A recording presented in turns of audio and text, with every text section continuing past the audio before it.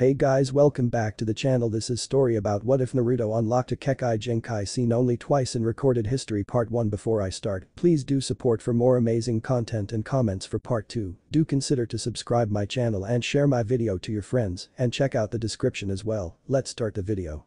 Naruto was running down the streets with tears in his eyes. Why wouldn't anyone ever leave him alone? All he wanted to do was play at the festival, but the second he walked out of his apartment, he was chased by a horde of villagers. Demon. You should have been killed 8 years ago. Today we finish what the fourth started. Naruto continued to run. Each year he was chased by a mob, only to be saved by Anbu or Hokage, but he's never had to run this long before. Naruto runs into an alley hoping to get away from the mob, but to his horror it was a dead end. He was trapped. The mob stopped briefly and Naruto wondered what they were doing when a gruff-looking man stepped out and appeared to be the one who started the mob. He began to speak. Demon. For 8 years you have gone unpunished and foolishly protected by the Sandaime Hokage, but no longer. For today, while the Anbu are kept out of the streets by the civilian council, the 8-year anniversary of your defeat by the Yondaime Hokage, you finally shall receive your punishment. As the mob closed in, Naruto began to cry. He wasn't going to be saved this time. He was going to die. Inside the seal. Most people probably think of the Kyuubi as a fearless beast that without a second thought could level cities to the ground. Well, that is normally true, but there was one thing that even the Kyuubi was afraid of: death. Kyuubi was scared, cross that he was absolutely terrified.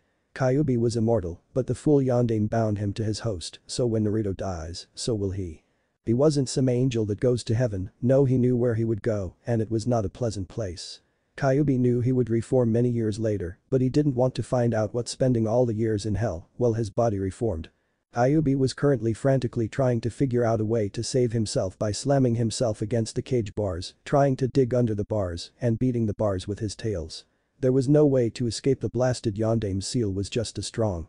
Kyuubi collapsed against the ground, seemingly giving up when he felt an ancient presence deep inside that he hadn't sensed before. He immediately channeled his chakra to that point in a last effort to save himself. If he succeeded, then his host would never be the same again. Outside the seal. Naruto was feeling pain, so much pain as the rain of punches, kicks, and kunai seemed to never end. Suddenly everyone stopped and backed up a few steps, and then the man that Naruto could tell was the person who stepped forward earlier came up with a dagger in his hand and stated, "Demon, your time has come to an end. It is time to face your punishment, which is death." As the man stepped forward, Naruto began to cry again, asking aloud, "What have I done? I've never heard anyone honest." His pleas fell on deaf ears as the man continued to walk forward. As the man was bringing his hand down for the final blow, Naruto cringed for the blow to come, but suddenly he felt incredibly powerful. He thrust his hands out while shouting, "Shinra Tensei. Almighty push." Suddenly everything that was in the alleyway found itself thrown a great distance before they hit the ground unconscious. 1 hour later. A man was walking down the street back to his apartment after a night of drinking with his team. He had long black hair, angular snake-like eyes, and pale skin. This was Orochimaru, student of the Sandaime Hokage and member of the legendary Tensatsu no Sannin. When Orochimaru hasn't betrayed the village yet and won't until the Shippuden arc, saw all the people strewn all over the place, he immediately went on guard. When he looked around, he couldn't see what could have caused this. When he was looking around, he heard what sounded like a young boy crying. Orochimaru immediately went to where he heard the boy crying to see if the little boy saw what happened. When he went into the alley, the first thing he noticed was that the small boy looked terrible. Underfed, beaten, and stabbed. His first thought was, why would anyone do this to such a young boy? That's when he noticed who the boy was. He was the fourth's legacy, the Jinchuriki of the Kyuubi no Kitsune. Don't get him wrong, he wasn't an idiot, he knew how strong the seal was, and there was no chance of the fox breaking loose on its own. Orochimaru wasn't a fool, he knew that those people probably had tried to kill the young boy, but how they ended up like this was something that he did want to know.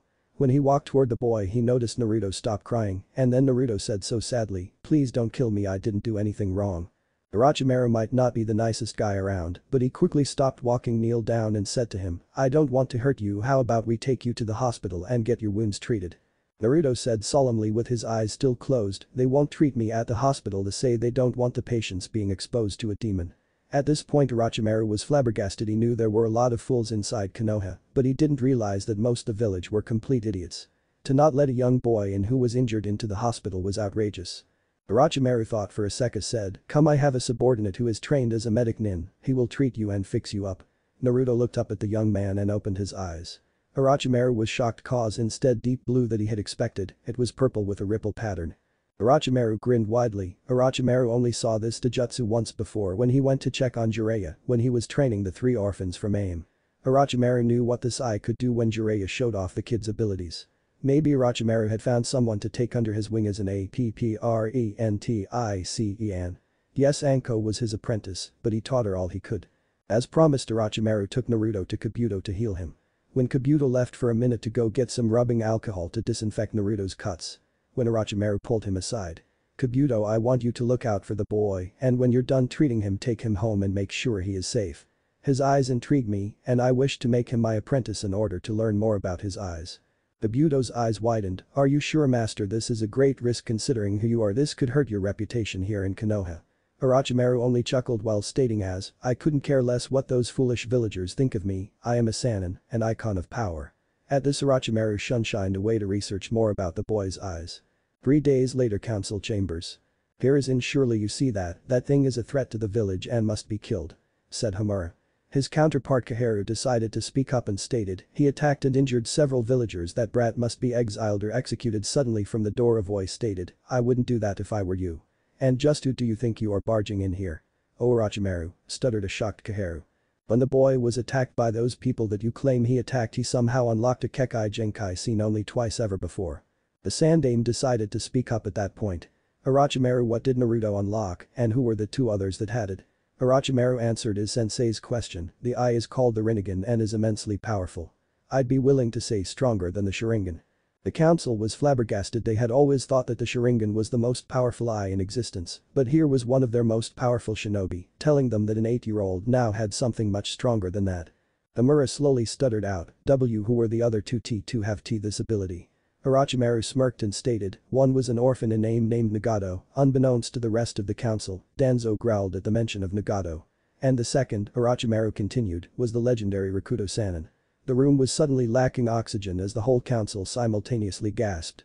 Even the Sandaime was gaping like a fish out of water. Finally, Councillor Haruno screamed out, "I thought the Rakuto Sannin was just a legend." Everyone winced at the volume of the Banshee Queen. As Orochimaru chuckled, only a civilian would be so naive to believe that in the ninja world that there is any such thing as a legend. All legends must start from somewhere, and the Rinnegan is what made the Rakuto Sannin so great.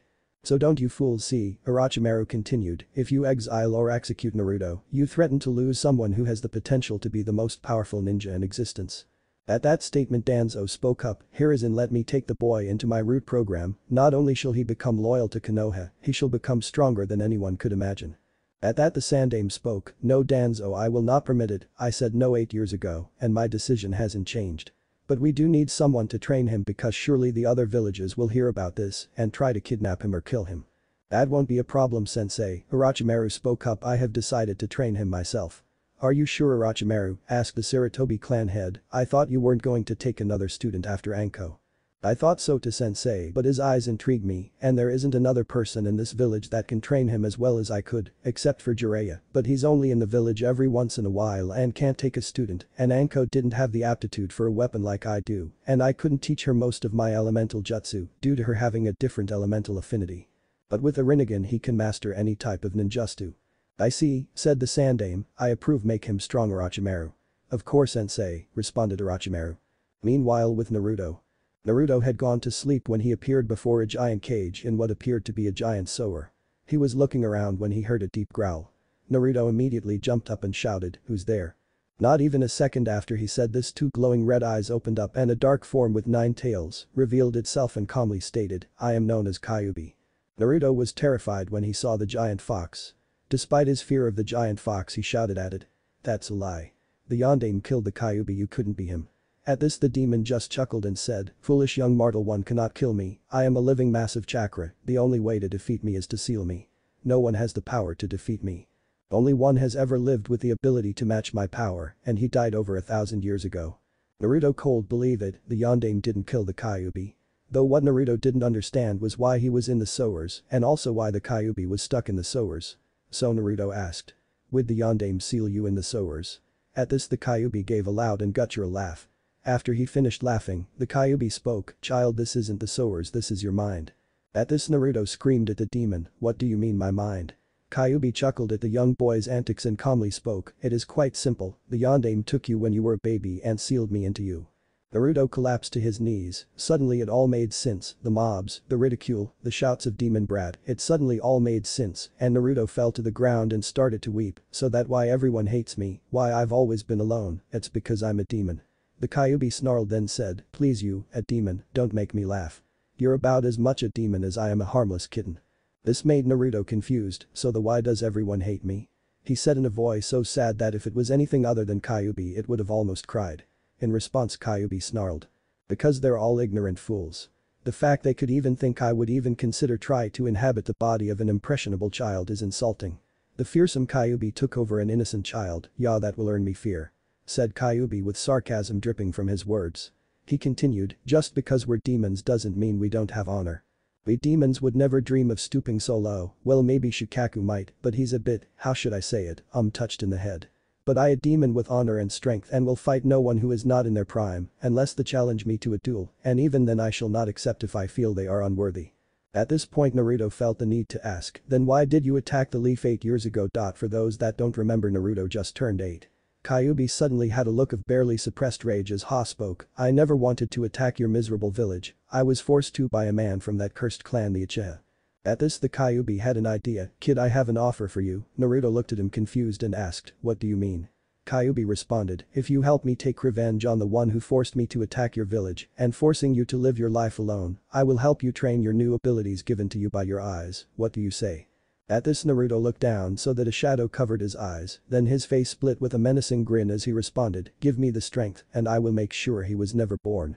Kyuubi smiled menacingly and replied, very good, but you are not yet ready, find someone who can teach you the ways of shinobi, I will know when you are ready and I will communicate with you through a mental link. Now it's time for you to wake up, there is someone who wants to talk to you. At this Naruto felt himself gaining consciousness and set off to find a teacher. As Naruto woke up he put on his goggles to hide his eyes and set off in search of a sensei like Kyuubi had told him to.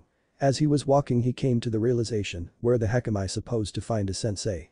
Kyuubi heard him and suggested that Naruto check one of the many training grounds located throughout the village. So Naruto headed towards a training ground that a convenient sign labeled Training Ground 7, completely oblivious to the figure secretly following him. As Naruto finally got to the training ground he was disappointed to find that there was no one there. He was about to turn around to head back and search for a new training ground when he heard a voice inside his head scream, kid move. When Naruto heard this he immediately jumped to the side as an enormous snake slithered past right where he had been. Silently thanking Kyuubi for helping him he noticed that the snake had turned around for a second go at him. Silently cursing his luck he kept dodging the snake, but each time just barely. After almost 20 minutes of dodging he was beginning to tire. As he attempted to dodge again he stumbled and fell to the ground as the snake was almost right on top of him. As the snake opened its mouth to eat Naruto a voice shout, that's enough, you may go home now. Once the voice said this the snake stopped, did something that looked like the snake was bowing, and then it disappeared into smoke. Naruto stood up and turned around to see the man that had helped him the other day. So naturally him being Naruto yelled at the man, hey what's the big idea sending that big snake after me? At the child antics Orochimaru chuckled, Kukuku forgive me Naruto-kun, I just wanted to test you to see strong you are and I must say for an 8-year-old you did quite well. At this Naruto was confused. Test him? What did he mean by that?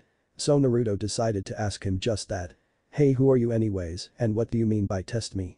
He looked at Naruto and chuckled, Kukuku Naruto-kun, I am Orochimaru the legendary Snake Sannin and member of the Densetsu no Sannin and I was testing you to see if you're worthy of being my new apprentice. Naruto couldn't believe his luck, not only did he find a sensei, but by the way this guy was talking and the aura of power that was around him, he could tell that this man was also extremely powerful. But just to be safe, hey Kyuubi, you think this guy would make a good sensei? The Kyuubi figured since the kid had just started the academy that he wouldn't know the man. He said, yes he would make an excellent sensei, there are few out there that would be able to train you better. After hearing the Kyuubi approve of this man he spoke up with his usual Naruto tone, really? Yada. I'm totally gonna be Hokage now that I've got an awesome sensei. Orochimaru's sweat dropped at the young boy's antics while thinking, I'm definitely gonna have to work on making him act more like a ninja, I've got a lot of work ahead of me. Ending his train of thought he decided to speak up and hopefully stop the horrendous dance that Naruto had started to do. Your training shall start today, so first of all stop that horrendous dance you're doing, much better, and second begin your physical work of 200 push-ups, 100 sit-ups, 20 minutes of planks, 80 pull-ups, and 4 laps around the village. Then we shall begin your chakra control exercises. Since you have a lot of chakra it will be difficult and the basics will take a while, but by tutoring by the time you graduate the academy you shall be able to crush any genin, able to beat or be on par with most chunin, and be able to delay most jonin. Is that clear?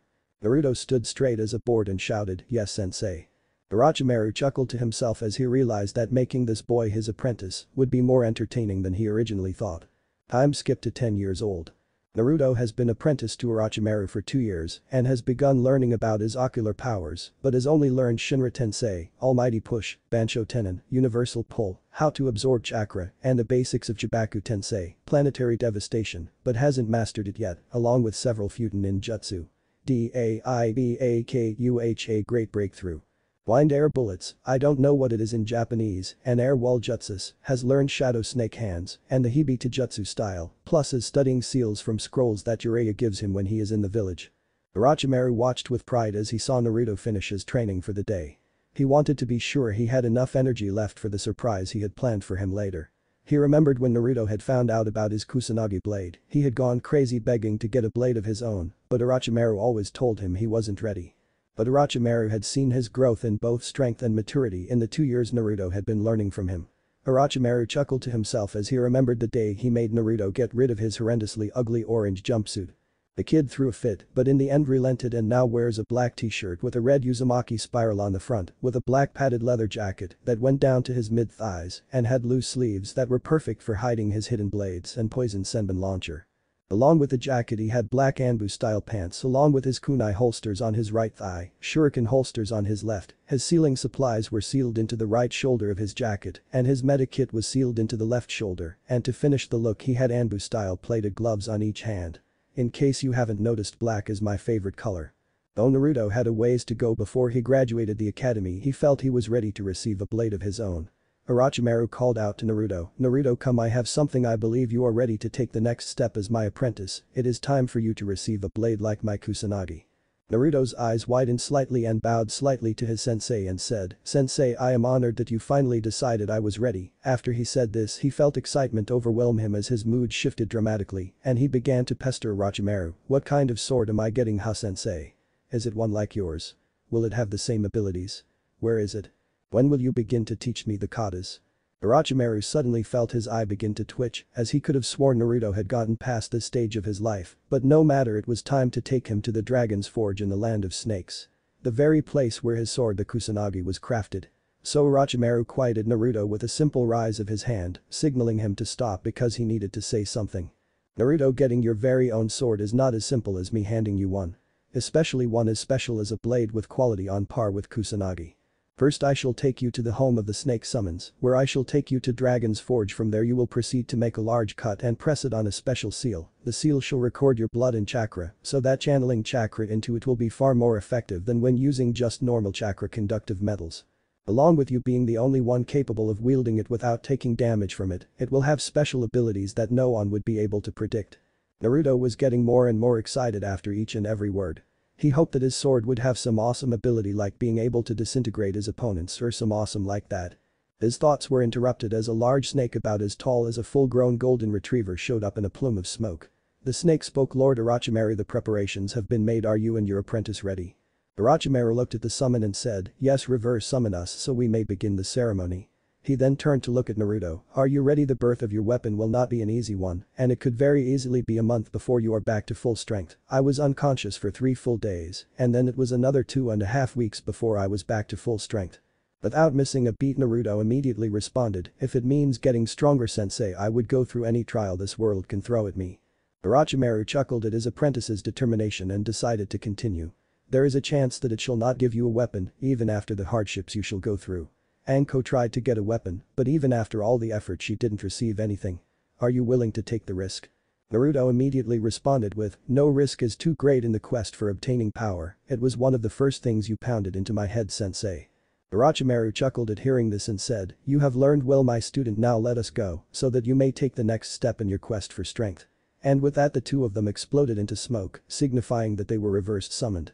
Home of Snake Summons. I don't know what it's called. Naruto and Orochimaru appeared in a field of grass that was overlooked by a large mountain that if you looked closer, you could see that it was actually a volcano. Naruto looked at Orochimaru and asked, "Sensei, where is this place where I'm getting my sword?" Orochimaru didn't respond immediately, instead he pointed towards the volcano before saying, "It is in the heart of the volcano, but the fires are different than most volcanoes, the fires this one produces were originally set by the dragons of old. Rumor has it that one still exists in a chamber deep under the mountain, and he keeps the dragon forge burning with his great fire." Naruto was amazed and hadn't realized how long he had been standing there until he saw Orochimaru start to walk toward the volcano and had to jog shortly to catch up to him. As they approached the base of the volcano, Naruto saw the faint outline of a door on the side of the mountain. Curious, Naruto asked, "Hey sensei, is that a door?" Orochimaru looked at Naruto and nodded saying, "Yes, I cannot go beyond this point, you must make a decent-sized cut across the palm of your hand. Then place your hand in the middle of the circle on the door and you shall enter into the room of judgment." This was where Anko was rejected. It analyzes your blood, your character, your ancestry, and your past difficulties. If it deems you worthy you shall be taken into the next room, but if you are rejected you shall be quite forcefully removed. Do you wish to continue?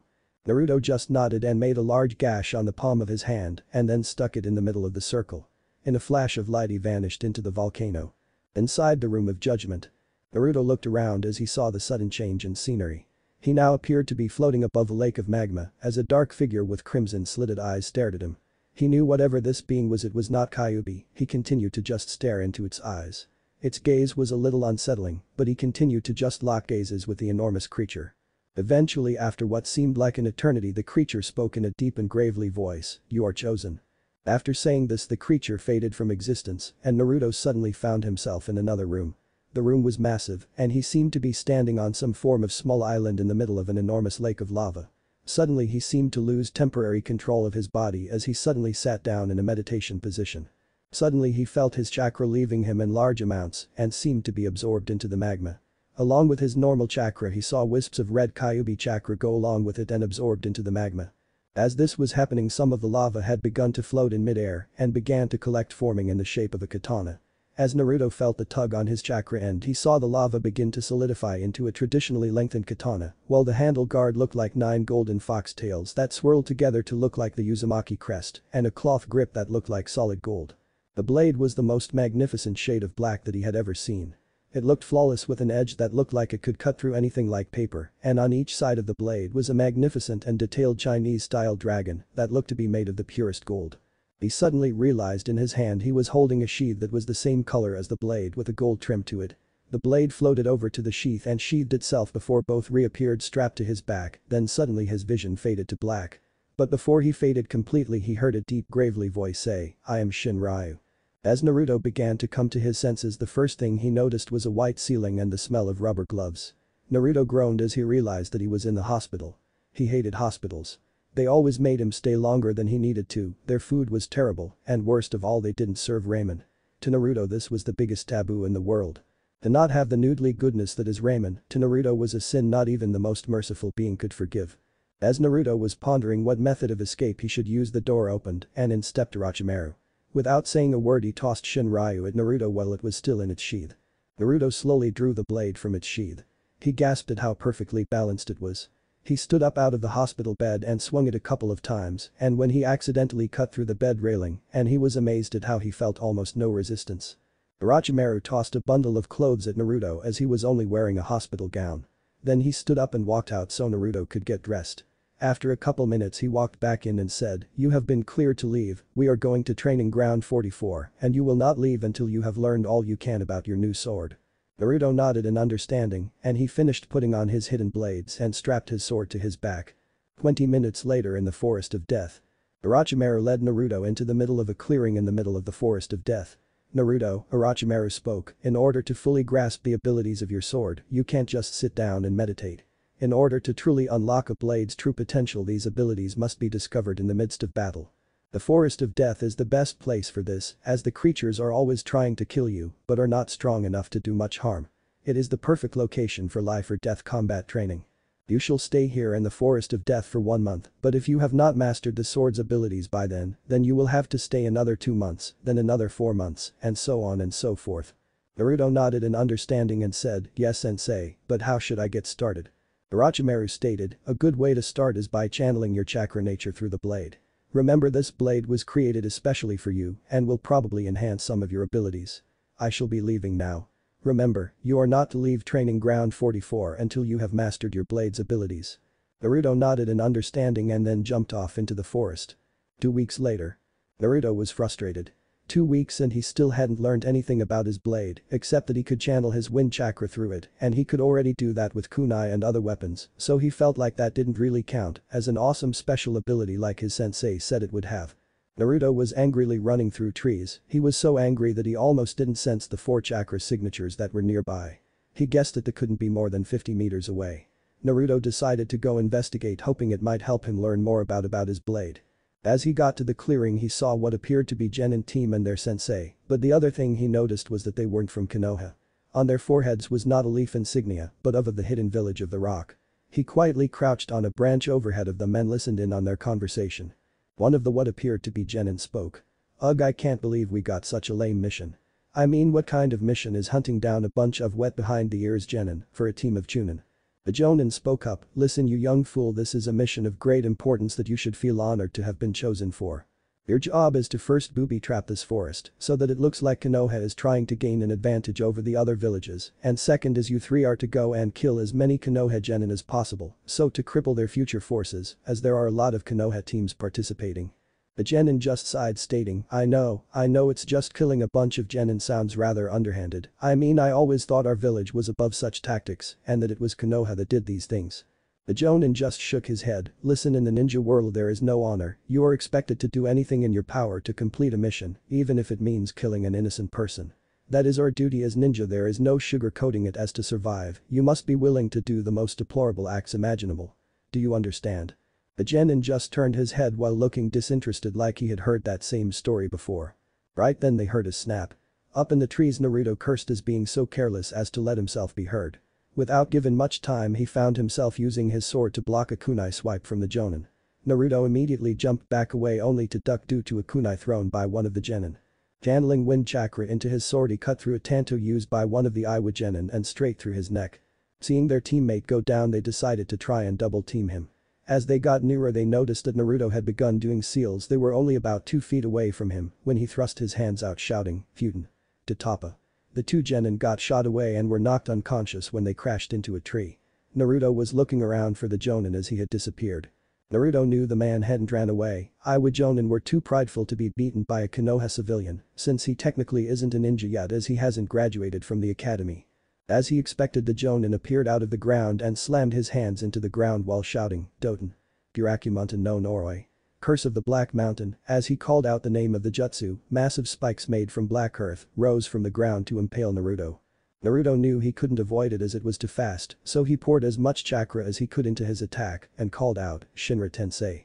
Almighty push." As he said it, a massive surge of gravity occurred as the entire forest around him for about a half mile was completely leveled. Think of what pain did to Konoha, just not as large of a scale. In the middle of it stood Naruto panting slightly. Grinning to himself he looked around to try and find the remains of the Iwa Jonin, it would hopefully be his corpse. His hope was in vain as a spike of earth erupted from the ground and nearly pierced his chest. He managed to pull a substitution but still got a shallow wound on his left side. The rock Jonin appeared from out of the ground and saw that his earth spear had impaled a log. He looked around and thought, holy shit, if that attack had his me I would have died. Who is this kid? He looked around and was happy that he had hidden in the ground. He spun around just in time to block the kid's sword with a kunai but had to jump back when he realized it was coated in wind chakra. Naruto was tired and slightly low on chakra from his last attack. He hoped that he could surprise the Jonin like he did the Genin Chunin. But no such luck as he jumped backwards. Though Naruto was surprised when a blade of wind chakra shot out of the blade, much to the surprise of Naruto and the Jonin. Naruto smiled as he saw it cut into the Jonin but became disappointed as a puff of smoke revealed a log in his place. Naruto looked around to try and find the Jonin. As he was looking around he detected a signature underneath him and jumped into the air, narrowly avoiding an uppercut from the Jonin. Channeling wind chakra into his blade again he swung it attempting to do the same thing he had done earlier in his battle. But instead at the last minute he felt the chakra shift from wind to something else as a massive wave of fire erupted from the tip of his blade. The eyes of the Jonin widened in shock at seeing the massive firestorm. Naruto smiled as when it cleared he saw a clump of black remains. But before he could celebrate his victory he saw the body crumble, signaling that it was a rock clone, and as he turned around he saw a massive boulder the size of an average-sized building coming straight at him. At that second he felt his Shinra Tensei return and he thrust out his sword, channeled his chakra through his sword and shouted Shinra Tensei. As he released his jutsu instead of a wide-ranged attack like it usually was, it was narrow and focused, and when it made contact with the boulder it plowed right through it, shattering it into many pieces. The Jonin's eyes widened at the incoming attack. As it was the reason that he became Jonin, as his other skills were only about high Jonin, but that jutsu had never failed to defeat his opponents in the past. The attack coming too fast for him to avoid, and he had been so confident in his last attack, he hadn't bothered to prepare a substitution in case. The attack hit him and went straight through his stomach, and he collapsed to the ground in a pool of blood. Naruto was still standing there looking at his sword in awe. When his sensei had said it would be made specifically for him and him only, he didn't think it would be so custom made for him that it would amplify his existing abilities to such a degree. But the only thing he didn't understand is where the fire came from. He had a wind affinity, sure he would eventually be able to control them all, but due to fire being strong against wind, Orochimaru had guessed that would be the last one he would get. Naruto decided he should go refine the abilities he had discovered so far so he could do it on demand instead of on accident. So he was about to go and continue his training session, but he suddenly collapsed in exhaustion. As he was laying there, he both hoped and didn't hope his sword had too much more to unlock, or at the rate he was going, he would be stuck here for a year, and he was really starting to miss ramen as his supply had ran out a couple days ago. 2.5 months later. Naruto ended up having to stay a total of 3 months to finish mastering his blade. He had discovered that not just Shinra Tensei, but all his Rinnegan abilities were enhanced by it. By putting it near clashing blades with someone he could drain their chakra. By swiping it through jutsu he could take the chakra out of the ability, by focusing Shinra Tensei and Bansho Tenin, universal pull, the powers would be magnified and focused. He had learned how to summon the fire at will, and the part he thought was the coolest was that he didn't need hand signs to do it. He perfected his wind slash, which he named Fujin no Ha, Blade of the Wind God. He also learned that if he ever lost it, he could summon it back to his sheath at will, using Bansho Tenin could bring it back to his hand, and using the minor snake contract, where he can't summon big snakes, just smaller ones like the ones used in Shadow Snake hands, he can have his snakes poison the blade, making a scratch into a fatal wound. But what Naruto was still curious about was where the fire was coming from. He learned he could make the fire much bigger by sending his wind chakra into it, but if used without the wind it required no chakra. This fact still puzzled Naruto. He stopped his thoughts as he neared the northmost gate of the Forest of Death. He saw a snake curled up by the entrance. Seeing it, he knew his sensei summoned it to watch the gate while he did other important things. He probably went out drinking with Jiraiya again. Maybe Jiraiya would give him some more scrolls on sealing, as he had just finished the last ones before he went into this Kami-forsaken forest. Rattling the gate a little bit to get the snake's attention, the snake looked up, then slithered over and through the chain link fence and opened his mouth impossibly wide, and Naruto climbed in. Think Jiraiya and the toads he climbed in and out of when he infiltrated a Megacure. After sitting inside the snake for about 15 minutes, he saw the snake open his mouth and he climbed out. Naruto looked around to take in his surroundings and saw that he was, as predicted, he found himself in the shinobi bar, the dull kunai. In front of him he saw Orochimaru and Jiraiya talking while drinking a particularly strong brand of sake. Naruto cleared his throat to get their attention. The two turned around in their bar stools to look at him. Orochimaru looked at him and noticed that Naruto's clothes were torn a little bit. "Naruto, do I have to up your training if the forest creatures were enough to injure you?" Naruto looked at Orochimaru and shook his head vigorously and responded, "No sensei, I fought an Iwa Jonin and 3 Chunin in the forest who were there to try and sabotage the second round of the Chunin exams." Orochimaru and Jiraiya looked at the kid and their eyes widened in shock. Jiraiya knew that since the war, Iwa was forced to promote some people to Jonin that weren't strong enough to be, just to keep up their appearance of strength, but still. Orochimaru looked at Naruto and asked, "What happened to the Iwa nins?" Naruto looked at his sensei and responded, "I decapitated one of the Chunin, the other 2 I knocked out, but later died due to an empowered Shinra Tensei." Orochimaru nodded his head knowing how deadly that technique was and signaled for him to continue. Naruto continued, "And when I was fighting the Jonin, I unlocked 3 of my sword's abilities. First I discovered was that it is capable of releasing a large blade of wind that can cut through most objects. Second, it is capable of releasing a large amount of fire without requiring chakra and only gets bigger when I channel my wind chakra into the attack. And I killed him with the third ability, as I can focus my Shinra Tensei through it to focus it and cause more damage. Using the third ability I launched it to stop his final attack, but after it shattered his attack it kept going and blasted a massive hole through his stomach. I only won through luck. If he had avoided my last attack, I would probably be dead right now." Orochimaru and Jiraiya were stunned at what this sword could do. Though both were wondering how the sword could produce fire without the application of chakra. Voicing their curiosity, Orochimaru spoke, "Naruto, do you know how the sword creates this fire?" Naruto shook his head, "No, but I do have a theory. When I use the fire, the dragons on the side of the blade turn red, and when the fire comes out it looks almost as if the fire is coming from their mouths. I'm not sure if that helps any, but it's all that I've come up with." Orochimaru nodded. He would have to talk with the snakes about it, but that would have to wait. As of right now, he needed to train Naruto to properly use his sword and opposed to using revised kunai styles. "Naruto, it's time for you to learn how to properly use your sword. Meet me at Training Ground 18 tomorrow at 0600 6 o'clock. Naruto nodded in understanding. He decided he'd go to Ichiraku and get some ramen, then head home to sleep in his own bed again. Naruto got to the training ground that he usually met his sensei at. When he got there, he saw his sensei standing in the clearing along with the Hokage. Naruto looked to the two people and respectfully bowed while asking, "Sensei, why is Hokage Ajisen here?" The Sarutobi decided to speak first. "Naruto, you shall be attending the last year of the academy so that you can find people that you can be placed in a team with and so you can make some friends your own age. Because right now none of the active shinobi would take you seriously." Naruto looked at the Hokage and said, "But Ajisen I. Orochimaru decided it was time for him to jump into the conversation. "Naruto, though you are capable of joining the shinobi force as you are, it is a matter of protocol, plus the council would throw a fit and probably have you removed from the ranks right after being accepted. By going through the academy and passing like the other students, it ensures that the council can't have you removed from the ranks, no matter how much they may dislike you, the civilian half anyway." Naruto nodded in understanding as he knew that they didn't like him very much and would throw a fit when he became an official ninja. Naruto looked at his sensei and the old Hokage and asked, "When is my first day?" The Sandaime looked at the young ninja and told him, "In 1 month you shall begin the academy. You are quite ahead of what they are doing, so please don't show off or injure your classmates." Naruto looked at the old man and responded, "Don't worry, Jiji, deception is the #1 tool of a ninja. I would have to be an orange-clad fool to show off everything I can do." Orochimaru looked down at his apprentice with pride that he had taken the lessons to heart and was applying them to his life. Time skip 1 month later, first day of the academy. Naruto was walking through the hallways on the way to the room he was told to attend. As he reached the room, he knocked on the door. He heard a voice tell him it was okay to enter. When he walked in, he saw many eyes staring at him curiously. He walked up to the teacher and handed him the slip that the Hokage had given him to give to the teacher. Iruka looked over the piece of paper and nodded as he had been told beforehand. He looked up from the sheet and spoke to the class, "Class, we are getting a new student joining us for the last year of the academy." At this there were several cries of protest, which were immediately silenced by Iruka, who used his giant head technique. At this the whole class became deathly silent and Iruka continued, "He gets to skip the first 3 years because he is an apprentice to one of our active shinobi."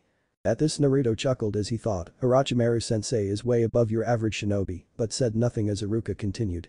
"I expect you all to treat him well and to not try to pick on him, am I understood?" "Yes, Iruka-sensei," the class responded.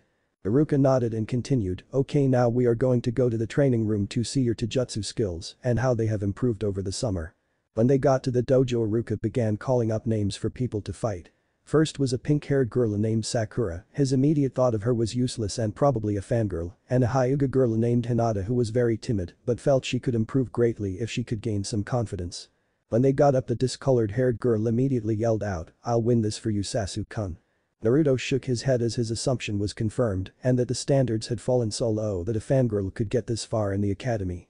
When the teacher told them they could start, Naruto slapped himself in forehead when he saw Sakura's stance or lack of it. Her guard was so wide Panda could fit through it with space to spare, and the way she went about attacking her opponent was disgraceful since she just charged without even taking a moment to analyze her enemy, who outright charges a Hyuga in a taijutsu battle.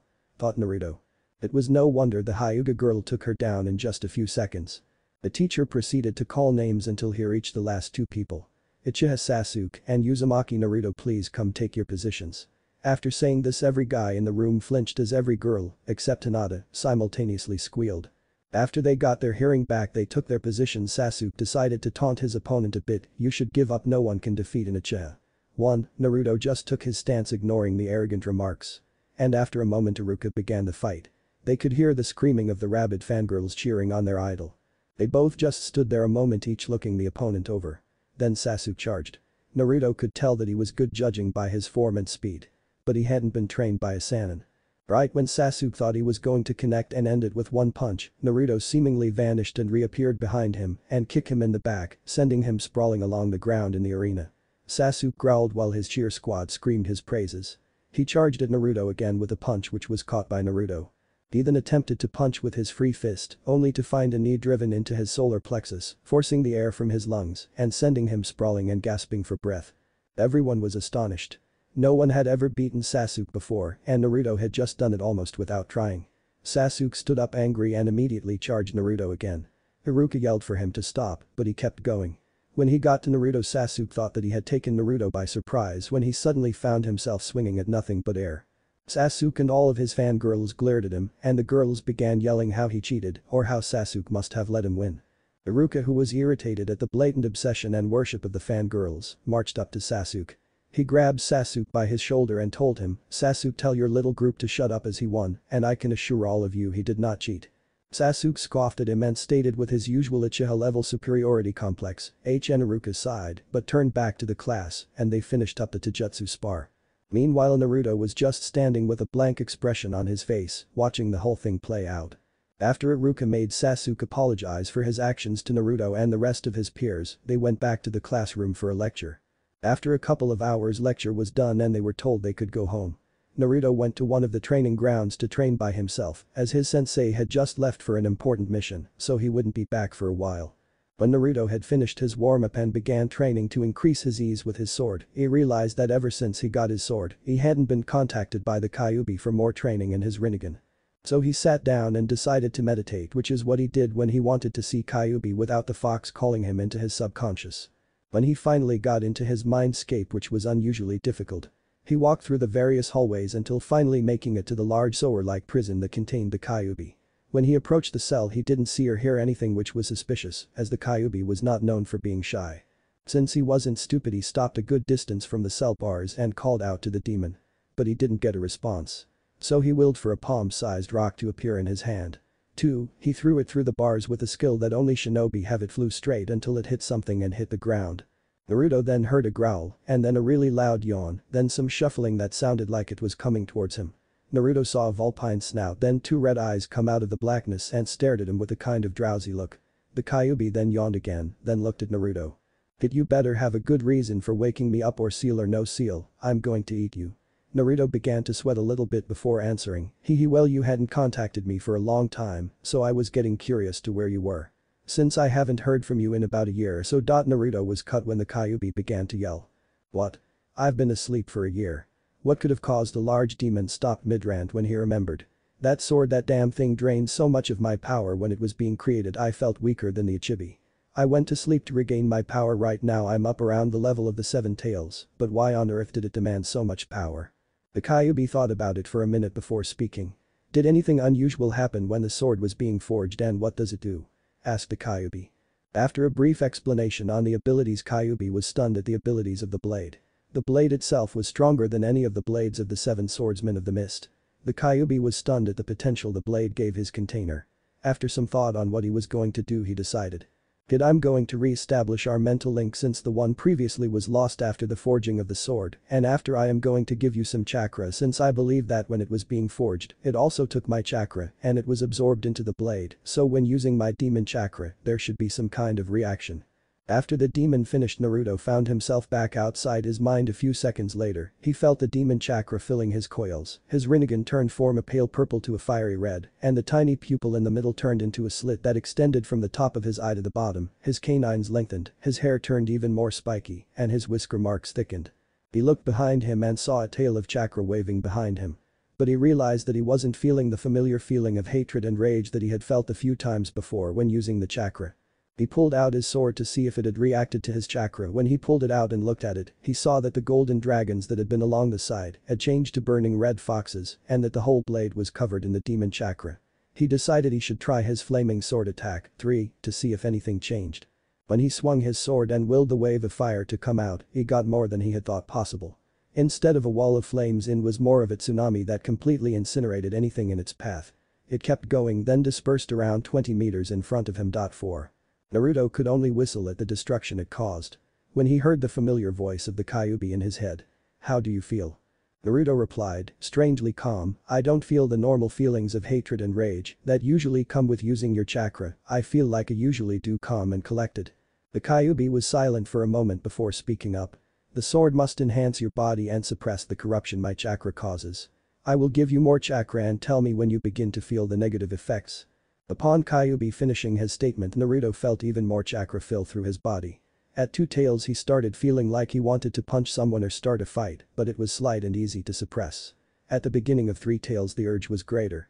When he was at 3 and about to form a 4th is when he mentally yelled, "Stop." He immediately felt the chakra stop coming, but the 3 tails remained. 5. Very good, no training at all and already almost at 4 tails. That right there is something that no Jinchuriki before can't say they accomplished. Well, for the ones that could even reach 4 tails. But very good, even though the swords helps you still, it's a great start. After his discussion with Kyuubi, Naruto decided to turn in early that day since, even though he wasn't all that physically tired, the mental strain he had was quite large that day and didn't feel like doing anything tiring that day. Time skip day before graduations. The Hokage was sitting in front of his Jonin to see who was going to take on a Genin team. There were many elites in front of him, among some of them were Sharingan no Kakashi, Asuma Sarutobi, and the Genjutsu Mistress Kurenai. He decided that everyone who was going to show up was there and decided to begin the team selections. As he was about to call the first Jonin forward to assign their team, a black blur burst through the open window. It stopped right in front of the Hokage and unfurled, revealing Orochimaru. The Hokage sighed as he said, "Well, at least I know who Anko learned how to make her entrances from, and what is it with you Sanins and your entrances? It's you with your bursting through windows, Jiraiya with his kabuki dance, and Tsunade with her blasting the doors off their hinges. Can't any of you enter like normal people?" He sighed. Orochimaru chuckled at his sensei's reaction to his entrance when he noticed the strange looks he was getting from the people in the room, so he decided he would announce his reasons for showing up. He suddenly took a very professional posture and stated, "Sensei, I would like to request a Genin." Needless to say, everyone including the Hokage was quite shocked. This was because of the horrible fate that befell his last team many years ago. He had sworn never to take on another Genin team, which was why Anko was never a part of one and was only his apprentice and filled in occasionally on missions, but never had an actual team. The Hokage, being curious about his prize pupil's sudden change of heart, spoke up, "Orochimaru, not that I'm not happy about your sudden change of heart about taking a team, but my curiosity demands I ask why." The Snake Sanin chuckled as he had expected this response from his old sensei, decided to answer, "I merely saw 2 Genin besides my apprentice who I believe could become quite powerful after an attitude adjustment." This suddenly made everyone curious on who he could be talking about. The Hokage then spoke up, "Well, Orochimaru, who is it you wish to select for your Genin team?" After a long suspenseful pause, Orochimaru finally spoke, "I would like to request Uzumaki Naruto, Uchiha Sasuke, and Hinata Hyuga." His request was followed by cries of protest from the other Jonin senseis, who were complaining about an unbalanced team, among other things, such as Kurenai, who wanted Hinata for her team. The aged leader then silenced everyone, then proceeded to speak, "Orochimaru, why did you choose these 3? If it is just because those 3 you like, I cannot condone it." Orochimaru chuckled and gave his answer, "Sensei, I would not select for such a frivolous manner," he said as he glanced at red-eyed Kurenai, who he knew was going to select Hinata due to her relationship with her in the past. He then continued, "I chose them because it would create a devastatingly balanced team. Hinata with her gentle fist, which is such a devastating style, will be the close range. Sasuke with his Sharingan and his Genjutsu and techniques he can copy will make a formidable long to mid-range fighter who can also fight close if he has to. Then add Naruto with his destructive Rinnegan Jutsu, high chakra reserves, and his already high skill in Kenjutsu, makes a deadly mid-range fighter. Combine these 3 and their selective Dijutsu, and they make a team that could eventually rival the Sannin." The Hokage's eyes widened at this revelation, realizing how right his student was and that they nearly broke up a team that had so much potential. The whole room was quiet, with several Jonin wanting to argue, Kurenai, but could not find fault in the Sannin's logic. The Hokage decided that they should move on so that everyone would not stand around all day, trying to come up with an argument to the Sannin's team. Hiruzen then coughed loudly, bringing everyone's eyes on him. "Well," he started, "now that we have one team out of the way, we can keep going with the selections." As he looked around the room, noticing Kakashi had vanished since the one he wanted to train, Naruto, and the one he felt he needed to train, Sasuke, were both taken, he probably figured he didn't need to be there anymore. The chain smoker Asuma was first to come out of their dazed expressions and stated, "I would like to request Nara Shikamaru, Akimichi Choji, and Yamanaka Ino for my team. It worked with their dads, why not them too?" The Hokage nodded in approval and gestured for the next to come up.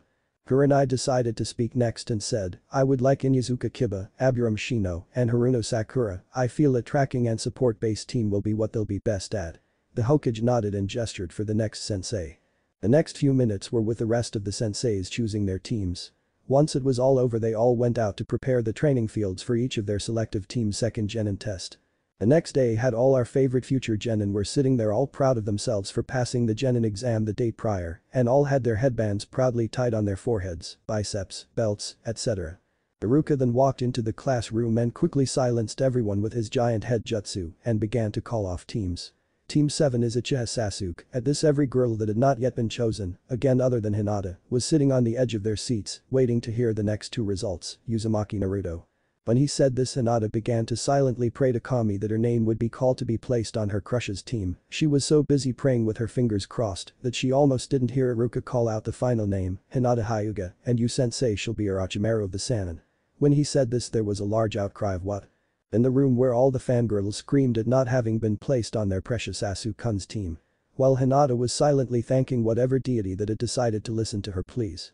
Naruto was quite happy that a fangirl wasn't placed on the same team as him, but he didn't know too much about Hinata other than was quite shy and would turn quite red and stutter a lot when he tried to talk to her, which he found kind of strange, and would often ask if she was sick and feel her forehead only for her to pass out. 6. Sasuke on the other hand was mentally cheering yes. No fangirls. And since both possess bloodlines themselves, and while I'm jealous of Naruto's power, at least I won't have teammates who will just slow me down, and having a Sannin as a sensei should give me enough power to defeat him. Iruka was quick to regain order in his classroom and proceeded to read of the rest of the team's teammates shall be Inyazuka Kiba, Aburame Shino, and Haruno Sakura. Your sensei shall be Kurina Yuhi. There were two loud thuds as Kiba's and Sakura's heads hit their desks, as neither liked each other at all, Kiba not liking Sakura since she heard his and Akamaru's sensitive ears, and Sakura not liking Kiba since she thinks she smells like wet dog and kibbles. Iruka then continued, and since Team 9 is still in circulation from last year, Team 10 is Nara Shikamaru, Akamichi Choji, and Yamanaka Ino. It has been a pleasure to teach each and every one of you, your new senseis will be here to pick you up soon. Everyone was patiently waiting as senseis came and got their students, then a black object burst through the window shattering it and landing in the middle of the classroom. It unfurled to show a man with long black hair, snake-like eyes, and lanky but agile-looking form. Naruto just rolled his eyes at his senseis over the top entrance. Orochimaru looked around and announced, Team 7 meet me on the top of the building in 5 minutes or you'll be finding snakes in your bed for the next month. After he said this, he dissolved into snakes which then slithered out the door. Naruto just rolled his eyes at his sensei and vanished in a leaf shunshin. When Hinata and Sasuke got to the roof, they found Naruto and their new sensei sitting there quietly waiting for them to show up. When they sat, Orochimaru spoke up, alright, let's introduce ourselves, likes, dislikes, hobbies, dreams for the future. I'll go first. I like snakes and training, I don't like sour things, and the smut my teammate takes part in and writes, I like learning new jutsu. And my dream is to find a way to become immortal. Okay, Pale Eyes, your turn. Hinata looked a bit nervous but answered anyway, my name is Hyuga Hinata, I like flowers, cinnamon rolls, and she blushed while subtly glancing at her blonde teammate, then continued, I don't like my family's caged bee-bird seal, and my dream is to unite the T2 branches. Orochimaru then looked at Sasuke then said, you next Broody. Scowling at the nickname, he began nonetheless, my name's Uchiha Sasuke, I don't like many things, and I dislike a lot of things, my hobbies are training, and my dream, no I won't call it a dream, it's more of an ambition cause it will happen, I will kill a certain someone and bring back my clan. Orochimaru then though over his two new students, I have an Avenger and a Shy Hyuga, hopefully it won't take too long to turn their personalities around, but now to hear my apprentice's intro. He then turned and nodded to his apprentice telling him to go ahead. He began, my name is Uzumaki Naruto, I like ramen, training, and my sword, I don't like people who judge others without first getting to know them and the time it takes to cook ramen, my hobbies are learning more about my bloodline and swords, watering my plants, and trying new flavors of ramen. 7. My dream is to become the most powerful shinobi in the elemental nations. Orochimaru nodded in approval of his new students, then spoke, alright, meet me at training ground 7 tomorrow at 8 for your real genin exam. They all looked at him curiously, then Hinata spoke, but Sensei W we already took the Genin exam. He chuckled before saying, if you thought using such pathetic E-rank ninjutsu and a written test was all it took to become ninja, we would have a lot more Genin deaths than we already have. Anyone could pass that exam, that test is just to figure out who is absolutely hopeless. This next test has a 66% fail rate, meaning of the 9 teams that were made only 3 will enter active duty, the others will be sent back to the academy for another year of training, or if their sensei sees fit dropped from the shinobi program entirely. The 3 Dijutsu wielding kids all looked at their sensei in shock and Naruto with a bit of frustration since this was the first he was hearing of this. At this the snake Sannin vanished in a shunshin, leaving 3 conflicted kids on the roof. The new Team 7 can now be found sitting under a tree waiting for their sensei to show up. They didn't have to wait long since in puff of smoke their snake-like sensei arrived. Alright Gakis, for your genin test you have to steal these bells from me. Whoever doesn't get a bell will be tied to that post, as he gestures to 3 posts all stuck into the ground, and will be promptly sent back to the academy for another year of training. As he held up 2 bells. 1. They looked at him curiously, all noticing the lack of a third bell, but it was surprisingly the Prince Brooder Sasuke himself who decided to voice the team's thoughts. But sensei, there are only 2 bells, where's the third one? The pale Sannin chuckled and responded with, well, I do seem to have only 2 bells. It seems one of you is going back to the academy regardless. Kukuku.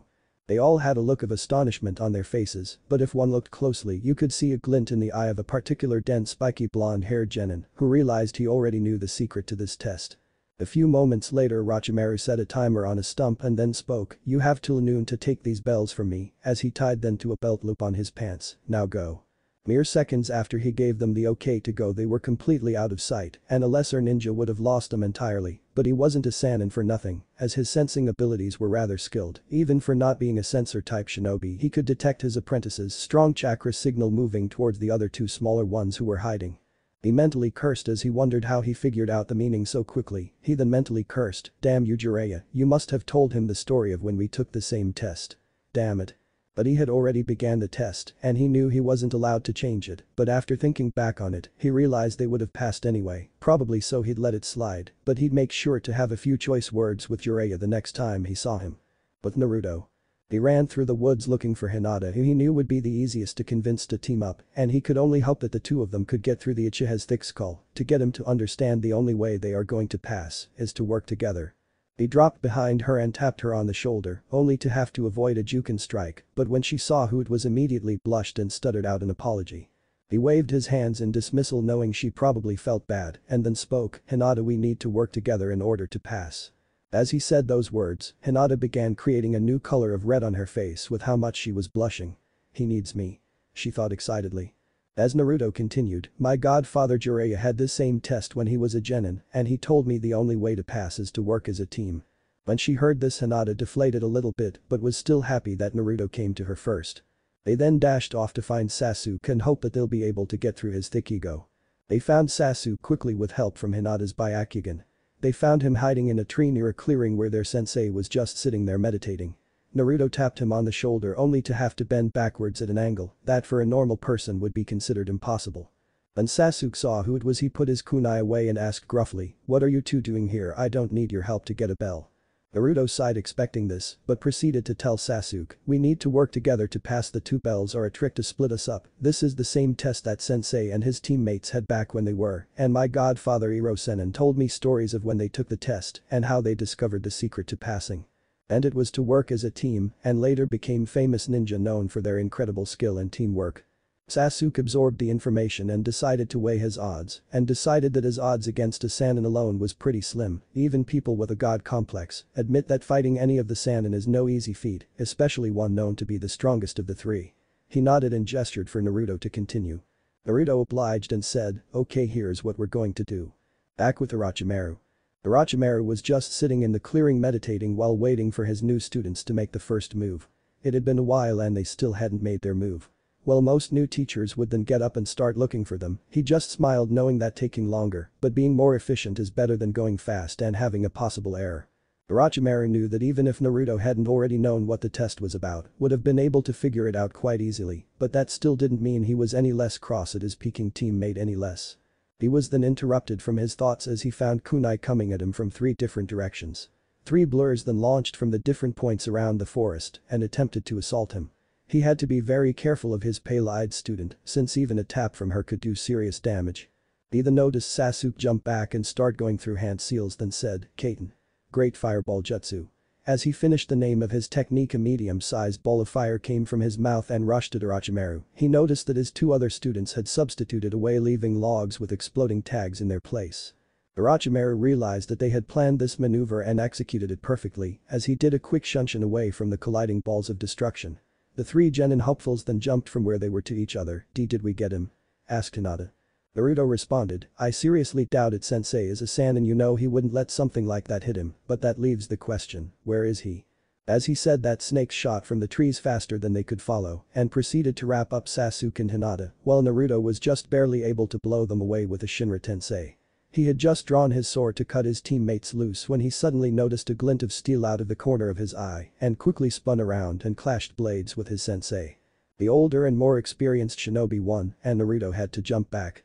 He knew his sensei was holding back a lot, or else he would be dead and never would have had time to see the glint of his sword's blade.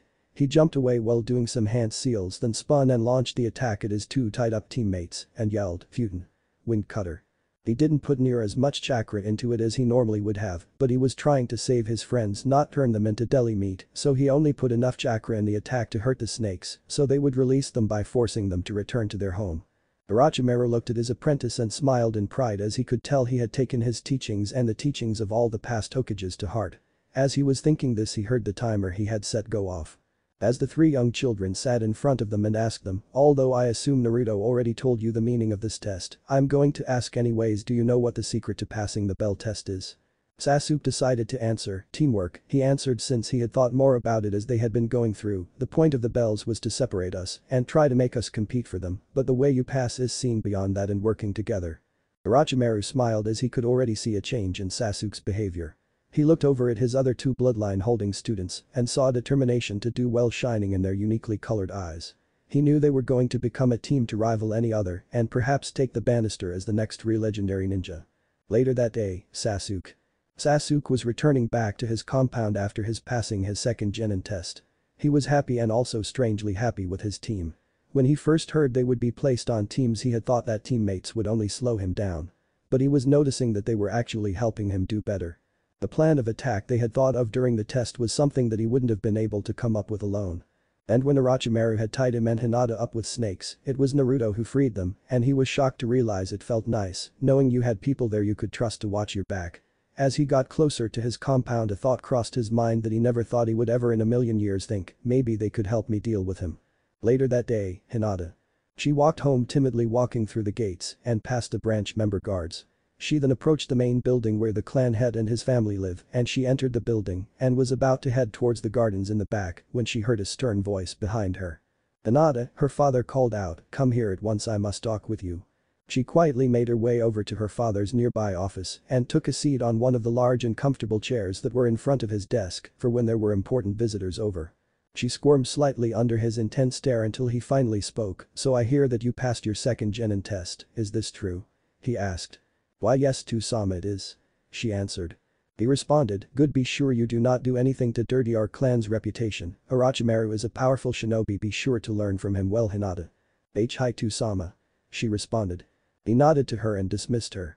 She nodded and left the room quietly. With Naruto decided to just go back to his apartment. Having nothing else to do, he went home and made himself a quick dinner of some leftover sushi he had in his fridge from the other day. Afterwards he went to sleep early so that he would have more energy for the next day's team training. Once he fell asleep, he found himself in front of a similar cage. Groaning since he didn't want to talk to Fuzzy Wuzzy and just wanted to rest. So he yelled, "Yo Fuzzball, would you call me here, I'm trying to sleep." He saw the Kyuubi come into view before he spoke. "I thought you wanted to know more about your Rinnegan, but I guess I was wrong, goodbye then." Naruto's eyes widened at this and immediately called out, wait, I do want to learn more." The Kyuubi chuckled before speaking, "I thought you might have a change in heart. As I was saying, you currently possess 3 of the 6 main paths of the Rinnegan. The first one you unlocked was the Diva path, which allows you to use your gravity techniques. Next you unlocked your Animal path, which allows you to summon all forms of creatures and animals. And last you have unlocked the Preta path, which allows you to absorb an infinite amount of chakra. The next one I believe you will develop is called the Asura path, which allows the user to summon mechanized armor to enhance them in battle and allows you to augment your body with extra limbs and various robotic weaponry. 2. I shall not reveal to you the others just yet, as you are not even close to unlocking them. The last 2 are quite difficult." Naruto groaned in disappointment, wanting to everything he could about his bloodline, but he knew the Kyuubi wouldn't budge since it never had in the past. After their talk, the Kyuubi let Naruto's mind go to Slumberland. We find our heroes hiding out in various trees scattered around a clearing. They have their chakra signatures suppressed so that their target couldn't detect them. When suddenly their wireless communicators blazed to life. "This is Ring I, I'm in position, there is no sign of the target, over," said our favorite blonde-haired shinobi. "D, this is Tenchi, I also can't see the T target." The Hyuga heiress blushed since her nickname was Angel. "This is Raven, I have a visual on the target requesting permission to engage," requested Sasuke. "Raven, this is Snake, begin your assault, Ring I and Tenchi are moving to support you." Sasuke nodded in his tree and dropped down in front of the target. When it saw the raven-haired Avenger, the target immediately shot off in the other direction. But before it got far, Hinata dropped down in front of them. The target was quivering, but as Sasuke got close, suddenly lashed out, scratching him deeply across his face, and quickly ran around him. The target thought they were in the clear when he felt a force pull him back and saw their blonde-haired teammate with his arm outstretched towards him. Naruto caught the beast by the scruff on its neck so that the little demon couldn't turn him into deli meat like it did to his raven-haired teammate's face. Their sensei suddenly dropped down and turned to the blonde, "Is it the target?" Naruto took a close look at the feline in his hand before turning to his sensei, red bow in the left ear, "This is definitely Tora." A little while later they were standing in the Hokage's office with the demon cat firmly in Naruto clutches. They then handed it to the daimyo's wife, who proceeded to pull the cat into a bone-crushing hug. Everyone felt kind of sorry for the abused feline, well, everyone, except for Sasuke, who was chuckling after seeing the cat's insides turn to paste since it had mutilated his face. After the large woman had left with the little cat in her arms, Team 7 turned back to the Hokage. Sarutobi then looked back at the team who was still standing there expecting another mission. He picked up a stack of papers on his desk and started shifting through them before he pulled out a folder that said D rank on them. He then looked into the folder before turning back to the young Genin and Sanin standing in front of him. "Let's see, we have a few gardening missions, an old lady needs you to pick up some groceries for her, and let's see." Suddenly there was a loud crash and a shout of, "Tora, no, come back." Everyone in the room sweat dropped as they heard this as the aged Hokage continued to speak. "Or you can catch Tora again." Naruto, whose eye had been twitching the whole time, suddenly yelled out, "No. No more chores. Those aren't missions that shinobi are needed for, civilians could do those jobs, old man, give us something better." Hiruzen looked at the young Uzumaki's teammates who he saw nod in agreement. Orochimaru sighed as his apprentice could still be quite expressive despite all the emotional conditioning that Orochimaru had put him through. Sarutobi sighed before shouting, "You can come in, no." As he said this, an aged man came through the door. The Hokage continued, "Team 7, this is your mission, you must escort Tazuna here back to his home and protect him as he finishes building his bridge." The old man, now revealed to be Tazuna, looked over at the new squat and frowned before turning back to the Hokage. "I ask for protection, and this is what you give me, 3 wet behind the ears kids and a man who looks, well, creepy." Hiruzen was about to protest, but his face suddenly lit up as if remembering something. "Orochimaru, I almost forgot, Jiraiya sent me a message a couple of hours ago saying he needs your help infiltrating a base undetected. I advise you leave as soon as possible, I've already arranged for someone to take over your team in your absence." The snake Sanin nodded and vanished in Shunshin. Naruto, who was now wide-eyed, looked at the aged man in front of him in shock. "What, sensei isn't even going to go on our first C-rank mission with us, and what do you mean by having someone take over as our sensei?" 1. Suddenly a spiky silver-haired man poked his head through the window. "You requested me, Hokage-sama." "Ah, Kakashi, I'm glad you arrived and right on time too." The aged Sarutobi said the last mart with a grin, seeing the puzzled look in his eye. "I don't understand," Kakashi asked, puzzled, "I thought I was late."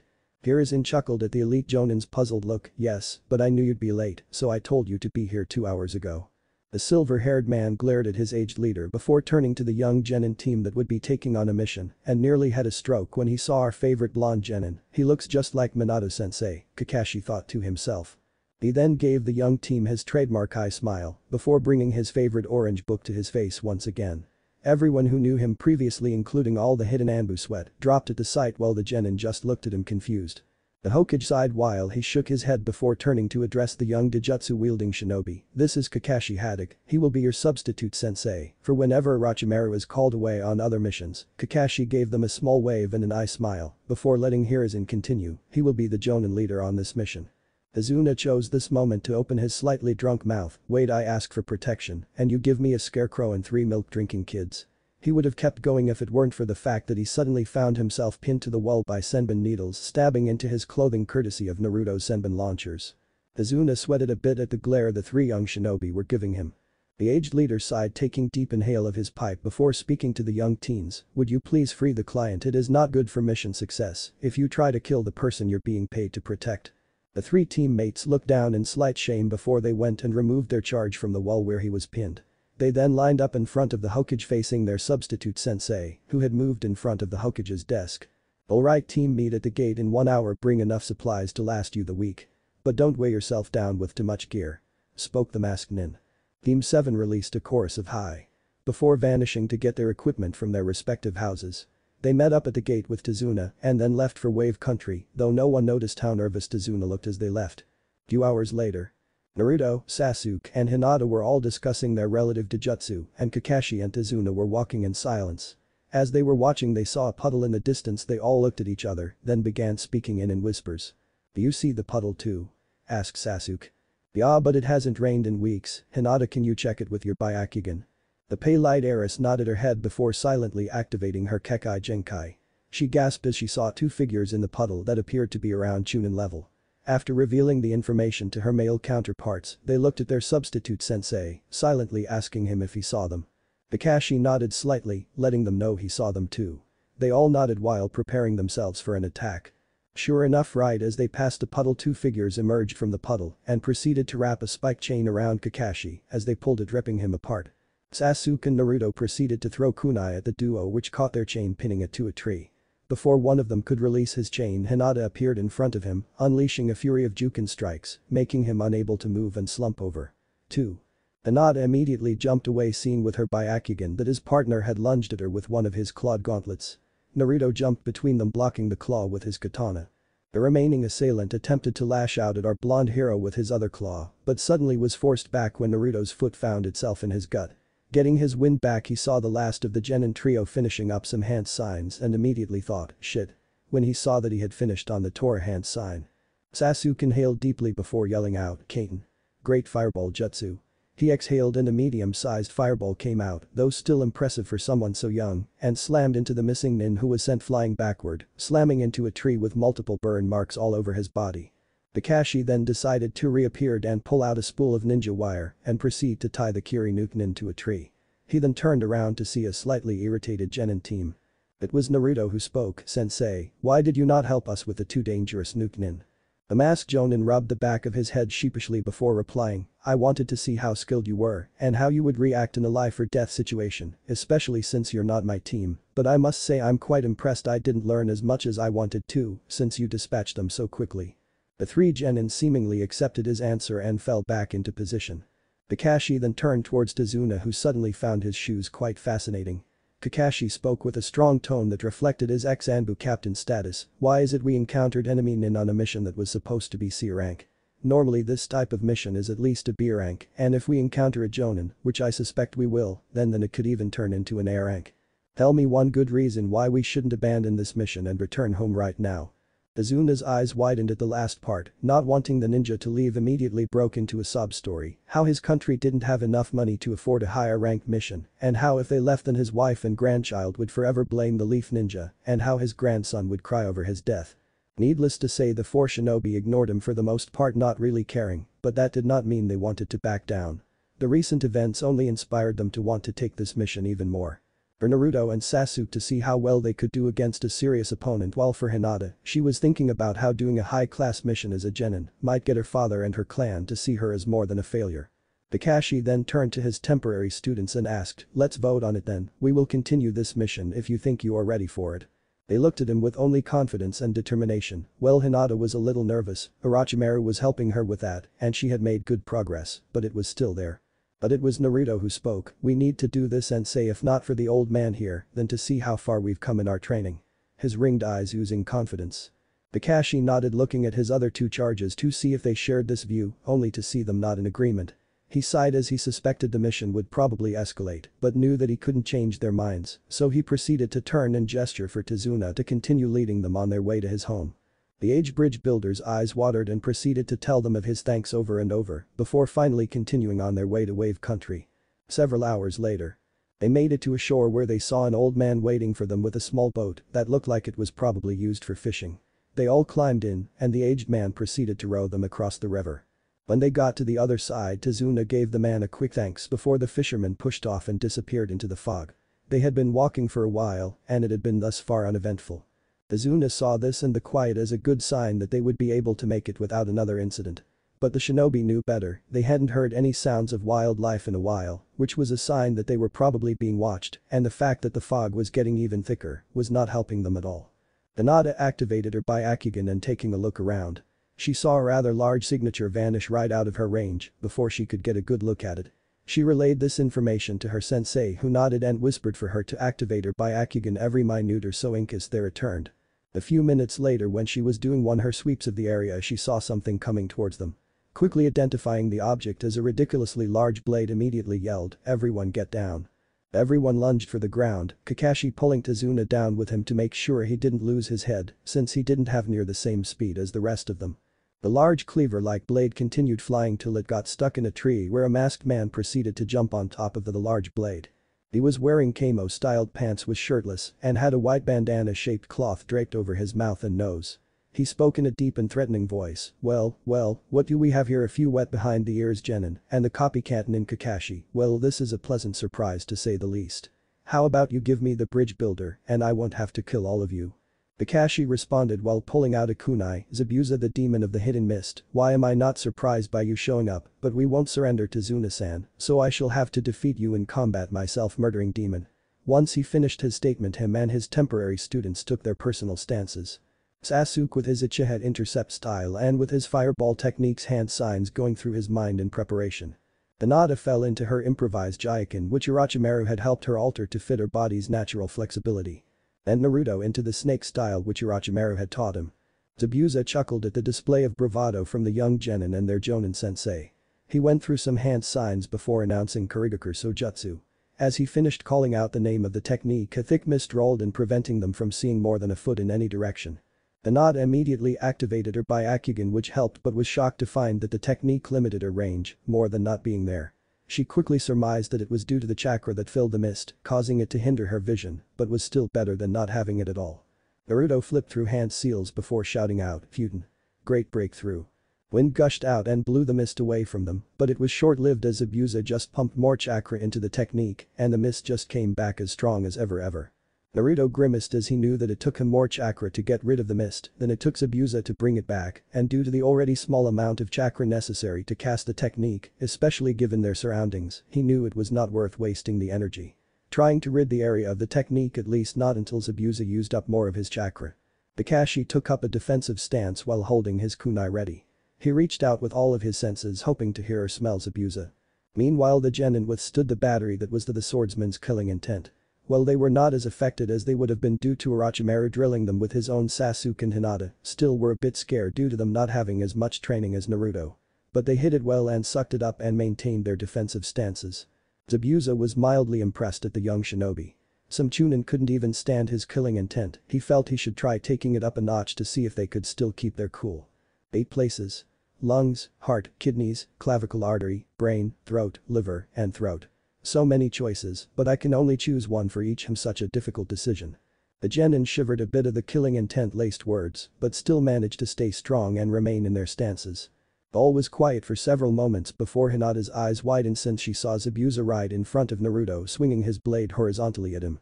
Naruto's eyes widened and immediately brought his own blade to guard. The blades clashed in a shower of sparks. The two swordsmen were clashing, but Naruto was barely able to withstand Zabuza's strength. Luckily it didn't last long since Kakashi appeared behind Zabuza and stabbed him in the back with a kunai. But instead of blood water came out and the Zabuza dissolved into water, revealing it to be a water clone. A shadow appeared behind Kakashi and sliced him in half only for a puddle of water to form revealing Kakashi to be a water clone as well. The real Kakashi then appeared behind Zabuza and put a kunai to his throat. "This is over Zabuza, you have lost." Zabuza chuckled before saying, "Most impressive Kakashi, even in this mist you were able to counter my technique, but it still is not enough for you to win." As he said that he dissolved into water revealing itself as another water clone. Kakashi spun around quickly only to be kicked in the stomach and sent flying into the water. The second he landed he sensed something off about the water, "This water is too heavy." His eyes widened in realization, but it was already too late as he heard Zabuza call out, "Suiten. Water entrapment jutsu." He was pulled into a bowl of highly condensed water where he could barely move his fingers. The young students of Orochimaru eyes widened when they saw their Jonin commander trapped in a bubble of water. Zabuza smirked and formed a hand sign, and a water clone rose up in front of him and stepped out onto shore. The young teens took up positions, Sasuke and Naruto started going through hand signs before shouting Kaiten. Fireball Jutsu Futen. Great breakthrough. The two techniques combined and formed a massive firestorm which evaporated the clone and would have singed Zabuza's eyebrows if he had any. Knowing it was only a matter of time before Zabuza ran out of breath, Naruto stretched his hand out before calling out one of his favorite techniques, Shinra Tensei.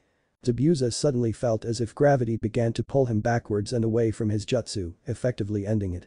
Kakashi fell onto the water keeping himself up with chakra, which had become second nature for a man of his caliber. He coughed a few times before he got his breath back and proceeded to stand back up and face Zabuza, who was picking himself up after being tossed through the air like a rag doll. Growling angrily not knowing what force threw him, he redrew his massive cleaver blade and turned to face Kakashi. What happened next made the genin almost think that there was a mirror or something between the two, since they were going through the exact same seals right in time with each other, before they simultaneously called out the name of the technique, Suiton. Water Dragon Jutsu. As they finished, two massive water dragons rose from the water and slammed into each other, before destabilizing and falling back into the rest of the water. They then proceeded to do almost the same thing, but this time called out, Suiton. Great Waterfall Jutsu. As two large spouts of water shot out and again cancelled each other out. Zabuza's imaginary eyebrows furrowed in frustration as he thought, what is he doing? Is he reading my mind? Kakashi finished for him as Zabuza's eyes widened before furrowing again before calling out, I won't be beaten, as Kakashi also joined in, by a copycat monkey. They began going through hand seals again, but Kakashi finished his first before yelling out, Suiton. Great Waterfall Jutsu. The resulting water spout slammed Zabuza into a tree where Naruto, Hinata, and Sasuke took advantage of his prone figure and pinned him to the tree with kunai. As Kakashi approached the downed Mist Ninja he heard him call out weakly, can you see the future? Kakashi looked down with a careless glance while pulling out a kunai and saying, yes, and I predict your future is death. But before anyone could do anything a couple senbon flew through the air before hitting Zabuza in his neck as he slumped over. The voice drew their attention, thank you, I have been tracking him for quite a while, but couldn't bring him down, thank you for your assistance, as he knelt down next to body and put his hands on it before vanishing in a mist shunshin. Kakashi turned towards the team before he collapsed face first into the earth. The team had arrived at Tazuna's home an hour or so later, and after meeting his daughter Tsunami and his grandson Inari, they put Kakashi into one of the extra beds there. Kakashi woke up the next day but was still too weak to get up out of bed, so he called up his temporary students upstairs. There's something I need to tell you. Kakashi said to the group as they sat in chairs at the foot of his bed, I believe that Zabuza is still alive. When he said that they just kind of looked at him with a no kidding look before Naruto decided to tell their sensei, we came to that conclusion yesterday while you were knocked out. Sasuke decided to give him some more detail on the subject. After we settled into the house we discussed everything that occurred, and when we got to the part where the hunter nin took Zabuza's body, we realized that he didn't decapitate the body first. Kakashi nodded, very impressed at their ability to look underneath the underneath. Kakashi sat up in bed and asked his Dijutsu-wielding trio if they all had something to train in. Seeing them nod, he laid back down to get some more rest. It was a couple of hours later and the three students of Orochimaru were busy training in their respective specialties. Naruto was busy practicing his Kenjutsu with a clone, Hinata was going through sets for her new gentle fist style, and Sasuke was trying to learn how to put people in a Genjutsu through eye contact alone. As they were training, a set of eyes looked out of the darkness of the forest and stared at the three training ninja. The stalker suddenly found himself lifted up by a hand grabbing the back of his shirt. Inari turned his head and saw the ringed eyes of Naruto staring back at him. What are you doing here, Gaki? This is no place for kids, you could be hurt, said the blonde Jinchuriki to the boy with emo tendencies that could rival Sasuke's right after his family was killed. The young boy glared at Naruto before yelling, what do you think you're doing? Nobody can beat Gato. Before running off towards Tazuna's house. The three genin looked at each other for a second before shrugging and going back to their training. 3 days later. The four ninja were sitting having dinner with Tazuna and his family. They had just come back in from training, Kakashi helping Sasuke with his Genjutsu, Hinata with her strength and agility, and Naruto with his chakra control. Dinner was relatively quiet, everyone content to eat in silence, but that silence was soon disrupted by an infuriated Inari, why do you all keep trying? You can't beat Gato. The four shinobi all looked up at him with a "are you kidding me" type look before it was Sasuke that spoke. Kid Gato is a fat businessman, I'd be surprised if he was even able to hold a sword, let alone use one. This only seemed to make Inari even madder, you all just talk, with your peaceful village. I doubt any of you even know what suffering is. He was suddenly silenced by killing intent being directed at him by all four ninja, before he found himself slammed into the far wall by an invisible force, before seeing Naruto use his powers to float over the table and then appear right in front of him. Slamming his hand into the wall only centimeters from Inari's head. Shaking in fear, he looked up into the rage-filled eyes of Naruto's Rinnegan. We don't know pain. Have you ever ran for your life on your birthday because the majority of the village wanted you dead? Sasuke and Hinata felt bad for their blonde teammate for the hate he had to suffer, but Naruto wasn't finished. Have you ever been forced to watch your whole clan get slaughtered in front of you by your own brother? Sasuke's hand clenched into a fist at the memory of Itachi, but then heard Naruto keep going. Have you tried to be kidnapped by a foreign country on your birthday to be turned into a breeder to give their country your bloodline, only to be stopped and your uncle forced to give his life to keep the peace? Hinata had a few tears at the memory of her late uncle, which was the reason why Nietzsche hated her. Inari began to cry as Naruto let him fall to the ground as he marched out of the house. Kakashi yelled after him, "Naruto. Where are you going?" "The train." As he slammed the door, nearly knocking it off its hinges. A few minutes later he stopped in the middle of the forest and drew his katana before launching wind blades at the surrounding trees, cutting them clean through only for them to fall a few seconds later, only to be incinerated later by a firestorm summoned from his blade. Raising himself into the air with his gravity manipulation, he then proceeded to close his eyes and focus, then suddenly they snapped open again as he thrust his hands out while yelling, "Shinra Tensei," causing a massive crater to form, clearing all life within a half a mile. He then lowered himself to the ground tiredly before he collapsed asleep.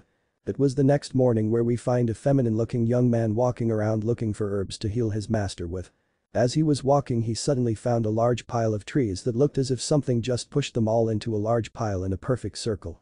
Using his shinobi training, he easily got over it, only to see one of the young ninja he and his master had encountered the day before. He reached down looking like he was about to choke him before suddenly putting his hand lightly on his chest and gently shook the blonde while gently saying, "Wake up, if you sleep out here, you'll catch your death." Haku's eyes widened at the purple ringed eyes as he realized that this young nin was like her. Naruto shook his head while sitting up before looking at the young feminine man kneeling in front of him. He smiled like that before he heard the young man speak. "What are you doing out here and what happened to the forest?" Naruto rubbed the back of his head sheepishly at seeing what happened to the forest before answering, "Well, I'm out here training, and all this was caused by one of my jutsu. I was a bit mad last night and needed to vent some." "What are you doing out here?" Aku laughed at how he was changing the subject but went with it, "I'm out here looking for some herbs to help my precious person since he's injured." Naruto nodded before speaking, "That's very honorable, protect him cause it's those that are close to us that truly inspire to do our best." Aku nodded, "That's a very good point of view, you will become very strong, I also believe that you do your best when you're doing it for someone close to you." Naruto nodded in agreement. It was a few hours later that Naruto got back to Tezuna's home after helping Haku pick some herbs after destroying part of the forest. It was the next morning. 3 of the 4 ninja were ready to go with the bridge builder, but the blonde member was still asleep from his hard training since Kakashi wanted him to get his rest after using up a lot of chakra the day before. As they made it to the bridge, they saw all the workers unconscious with a heavy mist over the whole area. Tezuna looked around before yelling out, "What's going on here?" The dark chuckling made itself known as the forms of several Zabuza clones revealed themselves before his deep voice echoed throughout the mist, "Last chance copycat, give me the bridge builder and you can keep your miserable life." Kakashi only laughed at the suggestion, "Sasuke, do it." Sasuke blurred away only for him to reappear a second later as the clones all exploded into water. Zabuzas and another figure that ended up to be the hunter nin revealed themselves in the mist before Zabuza turned to his shorter apprentice before speaking, "Looks like you have a rival for speed." The fake hunter nin only nodded in response before he and Sasuke disappeared.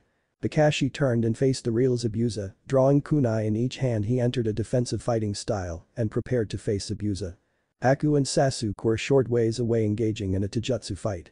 The smacking of limbs colliding with rival limbs. They finally clashed Senbon to kunai as Haku spoke, "It appears I have you where I want you." Sasuke looked puzzled at Haku, "How is that exactly?" The surrounding air is filled with water, and while you need both hands to make hand signs, I however do not. Haku finished before he started doing single-handed hand signs, "Hyuten. 1000 water needles." Sasuke's eyes widened as Haku leapt away from him as he was assaulted by the frigid ice needles. When the mist cleared, it showed Sasuke standing and doing a very good imitation of a porcupine. Sasuke shook his head and took a deep breath as he channeled fire chakra through his body, melting the needles that were embedded in his flesh. Turning around, he faced Haku as he began going through hand seals before breathing deeply, "Kaiten. Fire dragon missile." Sasuke then exhaled a torrent of flames that took the shape of a dragon as it let out a roar before exploding, consuming Haku in the explosion. Sasuke panted a bit from the powerful technique as he squinted his eyes to try and see what was left of Haku before Sharingan eyes widened upon seeing a small dome of ice amidst the flames. The dome then melted, revealing Haku standing there unscathed. Sasuke gritted his teeth as he pulled out a second kunai before switching both to reverse grip and prepared a defensive stance. Haku smirked under his mask as he went through hand signs as Sasuke tensed his body in preparation as Haku called out the name of his technique, "Hyuten. Demon Ice Mirrors." Sasuke's eyes narrowed upon seeing the mirrors surround him. His eyes widened upon seeing Haku step into the mirror and his reflection appear on all of them. "Give up, none have seen my mirrors from the inside and live," spoke Haku as he pulled out a fist of senbon. Sasuke's only response was to narrow his eyes as he prepared his kunai to defend. Haku sighed as he proceeded to jump from mirror to mirror launching senbon. Back at Izuna's home we find Naruto woken from his sleep by Tsunami screaming. He immediately grabbed Shinryu's handle as he jumped out of the window onto the roof to see a couple samurai wannabes dragging Tsunami down the docks. Before he could do anything he saw Inari run after them with a kitchen knife in hand. Immediately substituted Inari then using his speed grabbed Tsunami from the thug's clutches. The two goons immediately turned and saw one of the Konohinin holding the woman they came to take as a hostage as he set her down, then used his sword to expertly cut the ropes holding her. They pointed their swords at the kid before smirking and then charging what they thought would be an easy kill. Naruto seemingly just vanished to them and appeared behind them flicking the blood off his sword. The thugs' eyes widened as they fell to the ground, their chest cut open by Orochimaru's apprentice. Naruto turned back to Izuna's home and spoke to Inari who was standing there protectively over his mom. "Inari, they need me over on the bridge, take your mom and find somewhere safe to hide, okay?" Inari nodded as he dragged his mom back into their house. Seeing them safe for now he jumped into the trees towards the bridge in order to help his team. Back at the bridge we find Sasuke breathing hard with several needles all over his body. He held onto his kunai deflecting all the senbon he could, but there were so many. He was able to scratch the fake Hunter Nin's mask with a kunai when his Sharingan evolved to its third Tomo, but after the ice user had sped up again and Sasuke lost track of him. Sasuke's head jerked behind him when he heard Haku speak, "Give up now, or else I cannot guarantee your survival." Sasuke glared at the Yuki clan member, "I will never give up. And Uchiha never backs down," spoke the duck-haired Avenger. Haku sighed at his response as he raised two more fists full of senbon as he proceeded to barrage Sasuke with a new level of ferocity. Naruto was running top speed toward the bridge. As he made it through the tree cover surrounding the bridge, the first thing he saw was Kakashi fighting Zabuza, but then he saw something that shocked him greatly. He saw a dome of mirrors, and in the middle, he saw a massive volley of senbon impact with Sasuke's body as Sasuke fell to his knees before he collapsed completely. Naruto's eyes widened before he shouted, "Sasuke." Then something that no one knew possible happened. As if possessed Naruto grabbed his own wrist and pulled, and rather than pull the whole arm a cable carrying what appeared to be dozens of warheads came out before firing and creating massive explosions that destroyed all the ice mirrors and blowing Haku far across the clearing, covered in burns and cuts from shrapnel. His mask was shattered and his face slowly became exposed. As Naruto came blurred in front of Haku the last piece of his mask fell off his face as Naruto stopped dead in his tracks with his eyes wide at who the Hunter Nin was. Haku looked up at the blonde Rinnegan wielder with eyes filled with defeat as if his whole meaning of existence was stolen from him before speaking, "Go ahead, finish me, I am a broken tool and Zabuza-sama has no need for a broken tool." Naruto's eyes widened at the words spoken by the ice-wielding orphan boy, "Don't be a baka, Haku, tools can be repaired or reforged into something new, you don't need to die." Haku's eyes closed, "You don't understand, I have been defeated, Zabuza-sama will not accept me back." As Haku spoke those words tears came from his eyes as he knew his precious person would accept him back. As they were talking they suddenly heard a sound that sounded like 1,000 birds all crying out. As they turned they saw Kakashi holding a ball of lightning in his hand and Zabuza was being restrained by several dogs of various sizes. Haku's eyes widened at the sight of his master. He quickly drew some senbon and threw them at Naruto who was forced to block them. When Naruto turned back to Haku he was gone. He turned his head to find him. Only to see him emerge from a mirror only about a meter from where Kakashi was thrusting his Rikiri. Kakashi had finally captured Zabuza and had begun his charge which was unstoppable at this point, no matter what Zabuza might try. But as he was about to make contact with Zabuza he saw a figure jump between them. He tried to turn to avoid the boy, but it was unnecessary as the young man was suddenly pulled out of the way by an unseen force as his hand plunged into Zabuza's heart. Zabuza coughed up blood as he fell to the ground hard. Haku, after recovering from the Bansho Tenin, ran over to Zabuza's side as he was dying. He cried as Zabuza turned his head and looked him in the eye. "Haku, live on, do not mourn me for long but move on, but as my last request, take my blade, do not let me fade from the memory, make my legacy live on through you, make sure everyone remembers the demon of the mist as you become the demon of the ice." As he finished his sentence Haku let tears fall from his eyes as he knelt by his fallen master before his head snapped up at the sound of an annoying voice. "By how the mighty have fallen, I knew he was nothing but a baby demon, and now that he's out of the way my men here can finish the job." The man speaking revealed himself to be Gato who had brought with him an army of a little under 100 armed thugs. I'm going to have to pay him back for failing, so maybe after I kill the rest of them and cut off his head for his bounty, I'll have his body cut into 100 pieces, then threw them into the sea. Ending with a maniacal grin, he was forced to take a step back as the temperature dropped several degrees. Everyone turned to see Haku stand up with the Kubikira Haucho in his grasp, as everyone saw frost creep up the sides of the blade. Beto seemed to freeze in his spot as he made eye contact with the apprentice of the man he just slandered. Steam seemed to come off of the large sword from the sheer cold. Gato took a few steps back into his personal army as Haku ran forward toward the cowardly drug tycoon. As the men got in the way of Haku to protect their boss, they were mercilessly cut down by the massive blade wielded by the lithe form of the young man in front of them. As the crowd of hired swords moved aside unwilling to die for the corrupt midget, Gato backed away from the young icy bringer of death as Haku's silhouette walked closer with his long hair billowing behind him. Beto was beyond terrified at this point. Gato closed his eyes waiting for the icy cold blade to end his existence, but instead of a blade he felt a hand grab his head. He opened his eyes only to look into the icy cold eyes of Haku as uttered a single word, freeze. After hearing the young man utter the lone word he realized he couldn't move as a numbness spread through his whole body as he was frozen from the inside out. After the process was finished, Hake punched the frozen man causing the ice to shatter. Haku turned around and walked back to the group of Konoha ninjas before he collapsed on the ground. The whole group was shocked at the young man, but unfortunately the thugs came out of their stupor first. "Oi, that brat just killed our meal ticket. Now we'll have to ransack the town, and that girl is looking awfully pretty down there." Hinata was conflicted between throwing up and shivering at the thought of those people touching her. Though apparently Hinata wasn't the only one disturbed by their words, Naruto simply thrust out a hand before saying in a low voice, "Shinra Tensei." All the thugs suddenly found themselves forcefully thrown off the bridge by the invisible force that was the Shinra Tensei. Just as the last thug fell off the unfinished back of the bridge, the whole town of Nami showed up with axes and pitchforks. Inari, who was leading them with a crossbow, looked around and saw Haku and Zabuza laying on the ground, Kakashi and Naruto tired and Hinata healing a seriously wounded Sasuke. Inari rubbed the back of his head before sheepishly asking, "Are we too late to help out?" Only to receive a deadpan look from the whole Team 7, including the recently conscious Asuke. The whole mob of villagers blushed while rubbing the back of their heads. It was a week later that we find our heroes walking across the bridge that they helped to protect during the construction. As Team 7 plus Haku waved at the villagers as they walked across the bridge. Inari turned to his grandfather, "Grandpa, we still need to name the bridge." "You're right, Inari, its name should represent hope and inspire those who see it, let's call it the Great Naruto Bridge." The whole town cheered at the suggestion from the aged bridge builder. 6 Eyes of the Snake Chunin exams.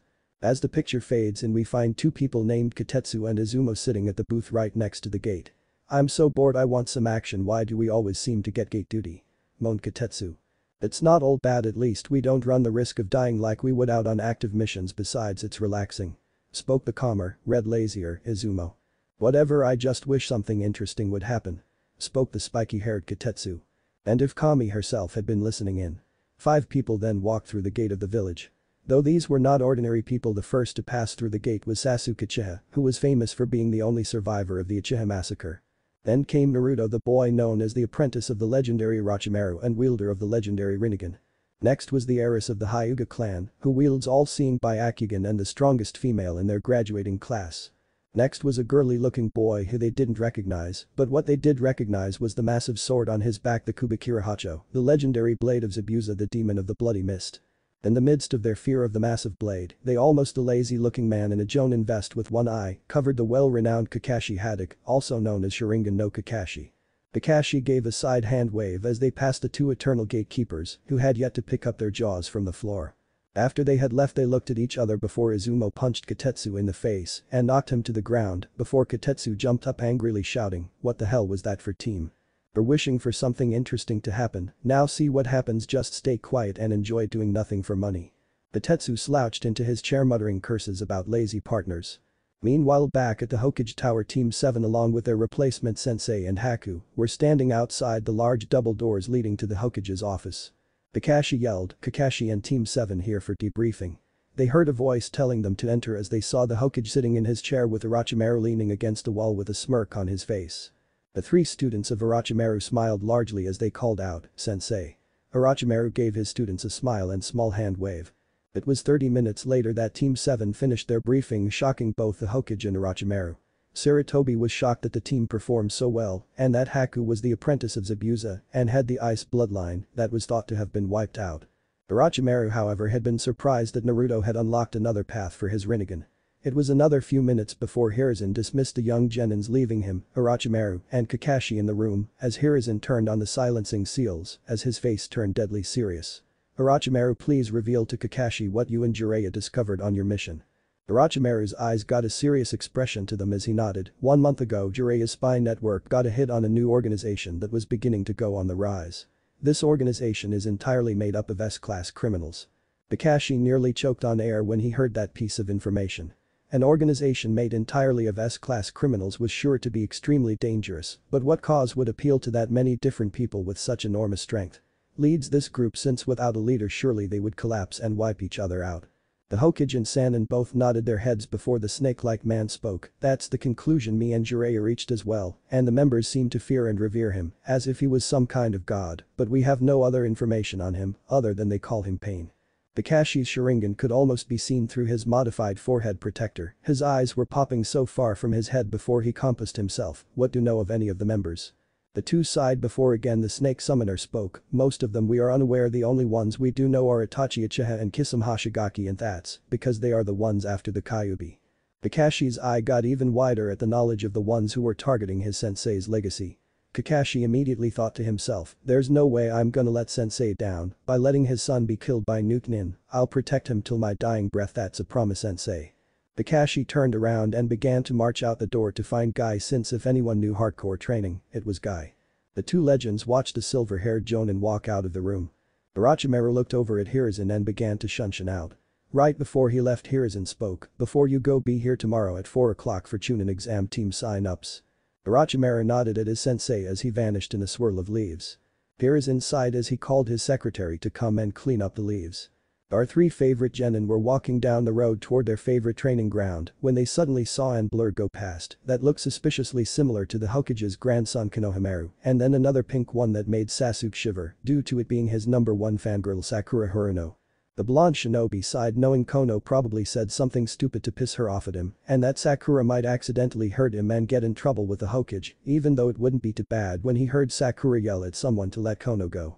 He sighed as he nodded at his teammates as they leaped onto the fence separating them from what was going on, only to see Kono being held up by the top of his head, about to be punched by a kid wearing makeup and a cat suit with a Suna forehead protector. The cat suit made them pause for a second before Naruto held out his hand and used his Bansho Tenin to pull the young Sarutobi to his hand. The young animal impersonator looked around confused about what just happened before Team 7 jumped down. Naruto carrying the honorable grandson on his shoulder. The Sunanin became angry at being foiled so easily, while the blonde behind him in a purple outfit with a massive fan strapped to her back blushed heavily seeing the two jump down. "Wow, they must be some local hotties."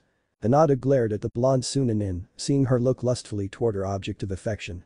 Tenkuro glared at the group before he heard the smug-looking black-haired Konoha nin speak. "What are two foreign nin doing here picking on the Hokage's grandson?"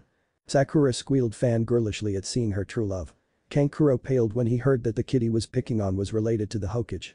Temari paled since if anything had happened they could have been kicked from the village. Sakura chose this time to open her mouth. "What are you doing in our village?" The Dijutsu-wielding squad face-palmed at the pink banshee since they even knew what was going on soon and they just got back from a several-week mission. Kankuro and Temari both pulled out their village passes before smirking confidently. "We're here for the Chunin exams." Sakura's eyes widened, not knowing as Orochimaru's students just shook their head before Naruto looked up into a nearby tree before shouting, "Yo, when are you gonna come down from there?" The two Sand siblings looked over to the tree before paling seeing their red-headed brother Gaara as the redhead decided to speak. "Kankuro, you're a disgrace, don't make Suna look foolish or I'll kill you." Kankuro paled and began to shake before answering shakily, "Hig Gaara." Gaara jumped down before turning and began to leave with his siblings before hearing the cocky black-haired boy speak again. "Hey you, what's your name?" Temari turned around blushing slightly before gesturing to her shyly. "Who? Me? No, the redhead." She sighed in disappointment before the redhead spoke. "My name is Gaara, I'm also curious to what you and that blonde's names are." "Sasuke Uchiha and Naruto Uzumaki," spoke the two males of Team 7. Gaara turned back around before he turned his head and spoke again. "I'll enjoy feeding your blood to mother." That took all the Konoha members off guard as the foreign nins turned the corner and left the area. After a small change of scenery we find ourselves in a room with all the senseis and Chunin instructors for the Chunin exam recommendations. We see Orochimaru step up in front of everyone before announcing, "I, Orochimaru of the Sannin, nominate Team 7 for the Chunin exams." The whole room broke out in whispers at hearing a rookie team get nominated, and they would only get louder after hearing the next two nominations. I Kurenai nominate Team 8 for the Chunin exams. I assume Asiratobi nominate Team 10 for the Chunin exams. At this everyone in the room was flabbergasted at the declaration of the three senseis, well everyone but one who was crying yelling about how strong their flames of youth must be. I'll let you guess who that is. About 30 minutes later the meeting was dismissed and the senseis were dismissed and Orochimaru left to meet up with his genin to tell them the good news. He bit his thumb and went through some hand signs before he slammed his hands to the ground and a seal appeared before a puff of smoke before three small snakes appeared. Hibi, Sakeru, Zuru, I need you guys to go tell my team to come to our usual training ground. The three summons nodded before they slithered out at a high speed, following the sense of the three genin. It was only 20 minutes later that we find the full Team 7 sitting in Training Ground 7 with curiosity written all over the three genins' faces. The Snake Sannin handed all three genin of his forms stating, these are forms required to enter the Chunin exams. If you wish to compete then show up at the academy at 8 AM on Friday. Genin nodded before leaving to go get some rest so they could be at their best for Friday. Friday came quickly as we find our favorite team of genin standing in front of the Konoha Academy with determined looks on their faces as they walked through the door and into the academy. As they got to the second floor they saw a crowd of students standing around a room labeled 304 with two large genin blocking the way. They slapped their foreheads at the obvious Shinjutsu on the door and continued to go up the stairs before they could be caught up in anything. As they entered the door they were hit with killing intent. They resisted the urge to laugh at their attempt as Orochimaru had gotten them used to Sannin level Kai. Naruto looked over to Sasuke who smirked as the two released their own, effectively shutting the room up. They suddenly heard his annoying voice yell out, hey, it's those losers Team 7. The voice was revealed to be the resident dog training shinobi. The three then turned to the sound of irritation to reveal Team 8 consisting of Kiba, Shino, and Sakura, who could be presently found asking the resident Uchiha out on a date and not really taking his rejections at all, as she kept trying, and this is all within 5 minutes. The other two pairs of teammates are currently found looking at each other well. Shino seemed more interested in watching a beetle that was going down the wall, and Hinata was looking through her equipment pouch doing last-minute checks. So in all reality I guess it was just Naruto and Kiba that were currently having the staring contest. After glaring for a few seconds Kiba broke off and approached Hinata, who was just finishing her last checks. Yo Hinata, you want to go out sometime? As he gave her a smug look as if she should be honored he even asked. Hinata looked up and responded with a simple, no. Kiba face planted and immediately stood back up with a look that seemed angry yet confused at the same time. What do you mean no? He responded with a glare. She rolled her eyes before saying, it means I don't want to go out with you, it's not a hard concept to grasp, but then again you do have a difficulty with the idea of bathing. She retorted with a smirk and began to laugh at the look on his face, while in the background Naruto and half the room was on the floor in laughter. Even Gaara could be seen chuckling, which would have left his siblings with their mouths on the floor if they could have opened their eyes through their laughter. Kiba was currently red with anger and embarrassment, how could that wench reject him like that? He was an alpha who could select any girl of his choosing and he selected Hinata, so she should be his, damn it. Thought the resident mutt. He reached out and was about to grab her arm roughly, but before he could even get close his arm was grabbed by a much stronger one. Looking to see who dared touch him as he was about to put who he believed to be his mate in her place, he paled and saw a Rinnegan-powered glare directed at him as he suddenly found himself propelled away by an unseen force, cracking the nearby wall from the force. As he was shacking off his daze he suddenly felt a blade directed at his neck as a voice that held restrained anger in it spoke, if I ever catch you trying to force yourself on anyone, I will cut off what makes you a man, no matter how small it already is. Am I understood? Kiba looked up in fear as he quickly nodded and sighed in relief after feeling the blade get pulled away, but inwardly he was seething as he thought, how dare he deny me what's rightfully mine as an alpha. I'll show him by showing him up in the exams, and then Hinata shall be begging me to accept her as my mate, as she should be right now. While Kiba was having his inner tantrum Naruto was deep in thought, why did I react that way when I saw him moving in on Hinata? I must have just wanted to protect my teammate, yeah, that's gotta be it. Sure kid, whatever you want to believe, but you know what they say, denial isn't just a river in river country. Naruto shook off his tenant's remark as he walked back over to his team. Meanwhile with Hinata, who was blushing up a storm at having been saved by her crush, slowly worked her blush down as Naruto turned around and smiled at her before he walked back towards where she and Sasuke were still standing after the mutt was forcefully subjugated. Team 7 walked away from the other groups a bit so they could strategize, but they decided to listen in on the group when they heard a silver-headed genin speak, you rookies should probably calm down, this isn't a game, and drawing attention to yourselves can get you killed later down the line. Kiba, who was already in a bad mood from being thrown into a wall and being denied what he saw as his, immediately shouted at the young man, "Oi! Who the hell do you think you are telling us to quiet down?" The silver-haired genin shook his head and chuckled at the dog trainer's brashness, but spoke, "My name's Kabuto, and I'm what you would call a veteran of these exams." "So how many times have you taken this exam?" asked Sakura. Kabuto rubbed the back of his head sheepishly before responding, "This will be my 7th time taking this exam." Some like Shikamaru, whose eyes widened at the fact that the exam was that challenging, and then there is Kiba, who said, "Wow, you must suck." Only to be slapped on the back of his head by his bug-using teammate for being rude. Kabuto blushed slightly out of embarrassment. Over with Team 7, they were whispering between each other about the silver-haired exam veteran, that sensei's spy and chief medic Kabuto. He's really about Jonin level, and his specialty is getting information from villages. That's why he's take this exam so many times, since it's an easy way to get into enemy villages without suspicion, and to make sure he never passes, he always forfeits before he enters the tournament stage. Spoke the spiky-haired Uzumaki. His two teammates nodded in confirmation, since their respective Dojutsus had already seen that he was suppressing his chakra. Back with the other group of genins, Kabuto had just pulled out a deck of cards. "These are my information cards. They contain information on just about everyone in these exams." The genin listening, including Team 7, immediately looked around to see who they wanted to get information about. Team 7 suddenly reappeared among them as Sasuke spoke, the redhead from Suna with a gourd and oozing bloodlust. The spy nodded before sifting through his cards before he found the one he was looking for as he began reading. "Gaara no Sabaku, youngest son of the Kazekage, his teammates are his siblings Temari and Kankuro no Sabaku. He has gone on 15 D ranks, 4 C ranks, and WoW a B rank, and says that he has never even been touched in any of his missions." All the genin were flabbergasted at the news that he had never once been touched.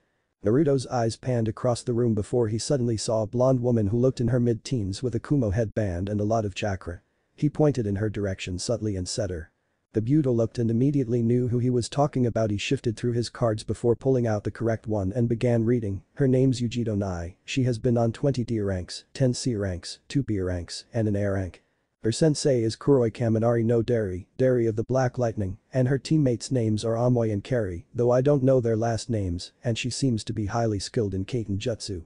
The last part piqued our local Ichiha's interest as he hoped to copy some good techniques from some of these people.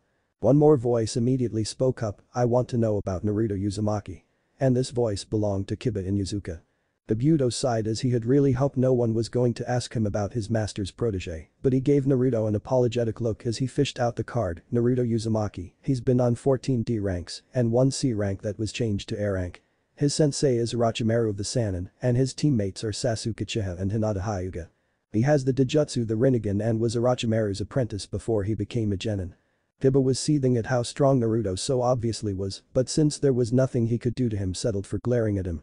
Team 7 had just turned away to go and discuss amongst themselves when a large cloud of smoke appeared in the room to reveal a large man who appeared to be a jonin, along with about a dozen or so extra chunin helpers.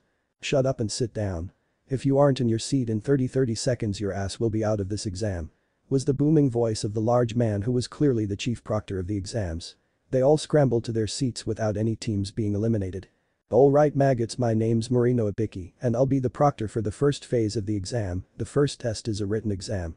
His instructions were cut off by the sound of a thud colliding against the desk. Looking to the source of the sound, everyone saw a clump of spiky blonde hair face down on the desk. Ibiki cleared his throat before continuing, "As I was saying, the tests are scored as a team, meaning that if anyone on the team fails your whole team fails, and if get caught cheating 3 times you're out of the exams." This made Naruto raise his eyebrow and begin plotting on how he would cheat. The tests were passed out a few minutes later. He noticed Hinata and Sasuke were using their respective Dojutsus to cheat. He discreetly bit his thumb enough to draw blood before he did some hand seals under the desk before performing a summoning technique to summon a small chameleon with a Rinnegan.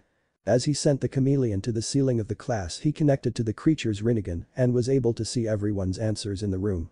After the test was complete and many teams had been removed, some more forcefully than others, Ibiki came up to the front. "It is time to administer the final question of the exam. Taking the question is optional, but if you decide not to take it, you will be removed from the exams."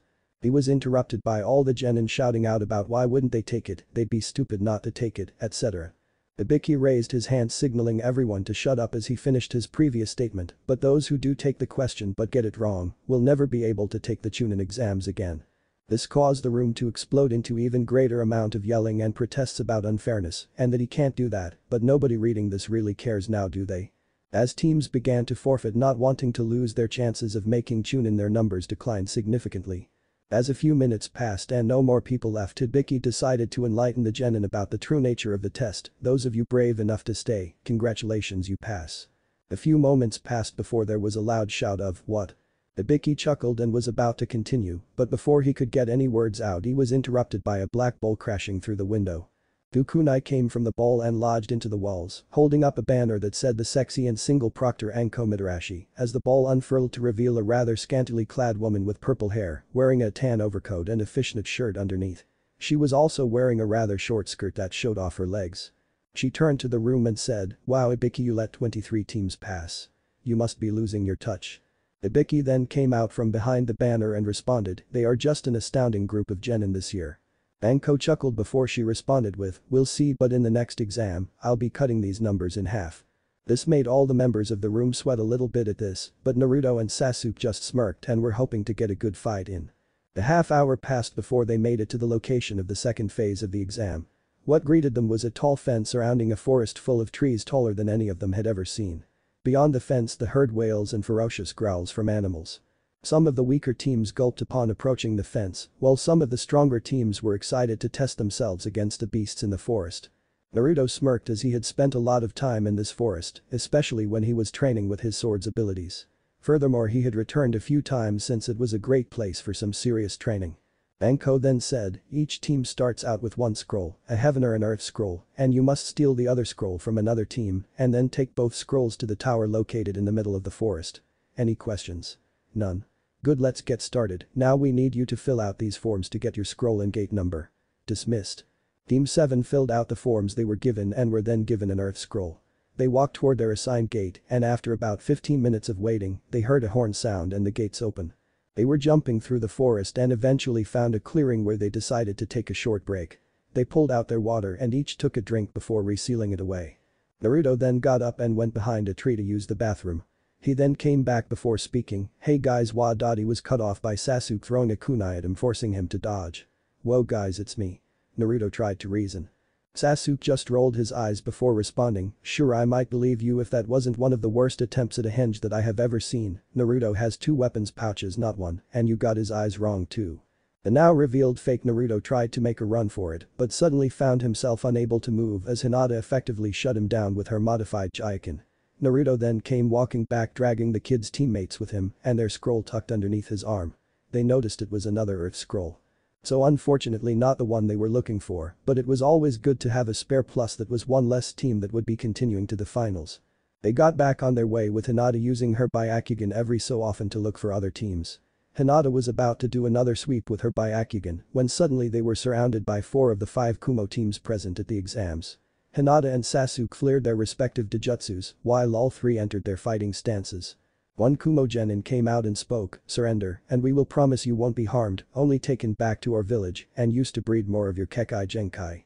While looking at Hinata with a lust-filled stare. Hinata shivered slightly while the boys glared before Naruto and Sasuke started laughing before Sasuke spoke up with a smart-ass tone, "So you want us to surrender willingly, to be taken back to your village for me, and Naruto here to be milked for our seed, and Hinata here subjugated to a fate worse than death." Naruto started chuckling again at the absurdity of the request. The Kumo leader flushed in anger, "You think you're smart, you little shits? Well, let's see how smart you are when we make you watch us rape your little teammate after we beat you too. Attack." But Naruto. The 3-leaf genin were heavily outnumbered, but the Dojutsus weren't considered the most powerful for nothing. Naruto found himself against 4 enemies who had surrounded him. He drew his sword as it glimmered in the light as the Kumo nin all drew their respective blades. The leader of the Kumo nin was also there fighting him. The Kumo leader spoke up, "After we kill you I'm going to take that blade as my own. I'd like to see you try." The blonde retorted before spinning in a circle while releasing flames from Shin Ryu. Despite their surprise, 2 of the genin were able to escape the fiery ring, but the other 2 could be heard writhing in pain from within the flames. Disappointed that his attack didn't get all 4 of them, he slid into his sword stance. The first genin charged while the leader leapt back doing hand seals. Naruto charged whined through his sword and cut through his opponent's blade before cutting through the genin himself. The leader began to panic after seeing all of his allies cut down, launched his technique at the blonde sage. "Raiden. John. The blast of lightning shot from the Kumo genin, it neared our favorite blonde, as the Kumo leader smirked seeing his technique about to hit, only for Naruto to stretch out his hand, as the lightning technique was absorbed by Naruto, who was using his pre-top path. The Kumo genin was too shocked to react to Naruto appear in front of him and cut him in half. Naruto scoffed before he flicked the blood off his blade as he sheathed it, before sitting down to wait on his teammates. But Sasuke activated his Sharingan and scanned the enemies while getting into the Uchiha Interceptor Fist. The 4 Kumo nin charged him all at the same time. He jumped into the air avoiding the 4 nin while going through hand signs before shouting, "Kaiten. Great fireball jutsu." 3 of the genin were able to get away, but 1 was caught in a large sphere of fire. Sasuke smirked since had he not been training with Orochimaru, he never would have been able to make it large or fast enough to catch the guy. The remaining 3 genin glared at him as they regrouped. They appeared to be an original team if the way they seemed comfortable with each other was anything to go by. He got back into his interceptor fist style and prepared to engage them in close-range combat. The 3 genin reached him simultaneously, 1 sent a punch to his head, T2 sent an uppercut toward his stomach, while the 3rd sent a sliding kick toward his knees. Sasuke smirked as his Sharingan read their moves perfectly as he jumped over the 2nd and 3rd genin's attacks, while redirecting the forced one's punch and kicking him in the face, sending him flying into a nearby tree, effectively knocking him out. After taking care of 1 he backflipped away to get some distance from the remaining 2 genin. He immediately had to jump backward to avoid a lightning jutsu launched by 1 of the Kumo nin. Upon landing he had to immediately block a punch from the other genin. Sasuke used his other hand to unseal a Fuma Shuriken and throw it at the Kumo genin. The Kumo nin's eyes widened at seeing the large shuriken sailing directly toward him. He barely had enough time to lean back and barely avoid being bisected by the large shuriken. Though he missed the smirk on Sasuke's face. Sasuke then pulled on some wires as the shuriken disassembled and the pieces all lodged into the Kumo genin's back. The Kumo genin coughed up blood as he collapsed. The last genin looked a bit shaken seeing his last teammate being taken down so gruesomely. He was so afraid he accidentally looked at Sasuke directly in his Sharingan. Vines suddenly wrapped around him as Sasuke calmly walked up to him and stabbed him in his temple, killing the genin. Who then collapsed, his muscles no longer receiving any instruction to keep him up. Sasuke smirked at the idiocy of the genin for falling for such a simple genjutsu, even if the Sharingan made it stronger, it was still a pretty basic one. He sighed then began to calmly walk toward where he felt Naruto was. With Hinata. She was surrounded by 4 Kumo genin who were all leering at her lecherously. One of them decided to speak up, "Hey baby, if you cooperate we promise to go gentle." As he licked his lips. Hinata felt a shiver go up her spine, but quickly shook it off as she entered her modified gentle fist style that she liked to call the gentle fang, since it was a combination of gentle fist and the snake fighting style. The 4 genin charged at her as she immediately jumped to avoid being surrounded. They pushed off the point where she was toward her new location. The first 2 genin reached her and tried to punch her, but he crouched and struck out, effectively shutting down both of their legs, and them as they were falling, she disabled their arms. As the 2 genin fell she was forced to backflip over a lightning jutsu that one of the genin tried to blindside her with. Though while she was still midair the second one came down trying to dropkick her in her stomach as she was unable to avoid. She knew she was going to be forced to use her new attack. She began to spin while shouting gentle step. Protection of the 64 palms. The Kumo nin slammed into the dome and was flung around by it being shredded the whole way. He collapsed bloody and unconscious. The last genin was glaring at her, "You little bitch." Her last opponent yelled as he flipped through hand signs before shouting Raiden.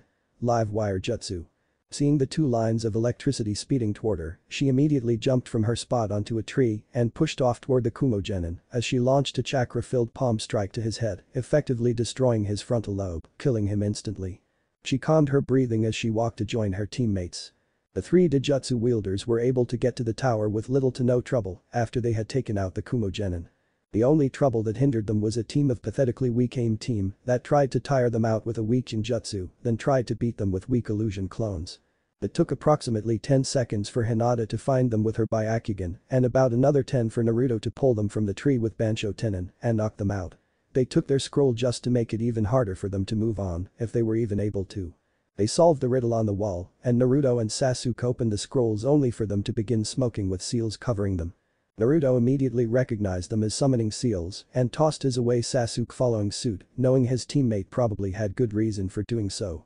Soon a puff of smoke exploded from the seals, and after it cleared Sasuke and Hinata immediately recognized their teacher from the academy, Iruka. Iruka looked quite stunned to see a team already enter the tower, considering that the competition had just started a few hours prior. "Yo," he said with a smile, "it's great to see a Konoha team finish so early, gives me some great expectations for later." Naruto and Sasuke smirked in triumph, while Hinata blushed shyly at their old teacher's praise. The 3 days passed and many other teams made their way to the tower. The only remaining Kumo team passed, along with the other Konoha genin teams. Kabuto's team included. Not like Naruto was surprised by that at all, considering he knew who Kabuto really was. The team from Suno also made it through with the creepy red head and makeup wearing puppeteer. All the teams that had made it through were gathered in a large room that had 2 giant hands making a hand sign. Above it was a catwalk that went around almost the entire room. The teams all gathered in the center of the room before the Hokage began to speak. He said something about the Chunin exams being a substitute for war, though Naruto wasn't really listening as he found the whole lecture pretty boring, so he was just cleaning some dirt from his nails.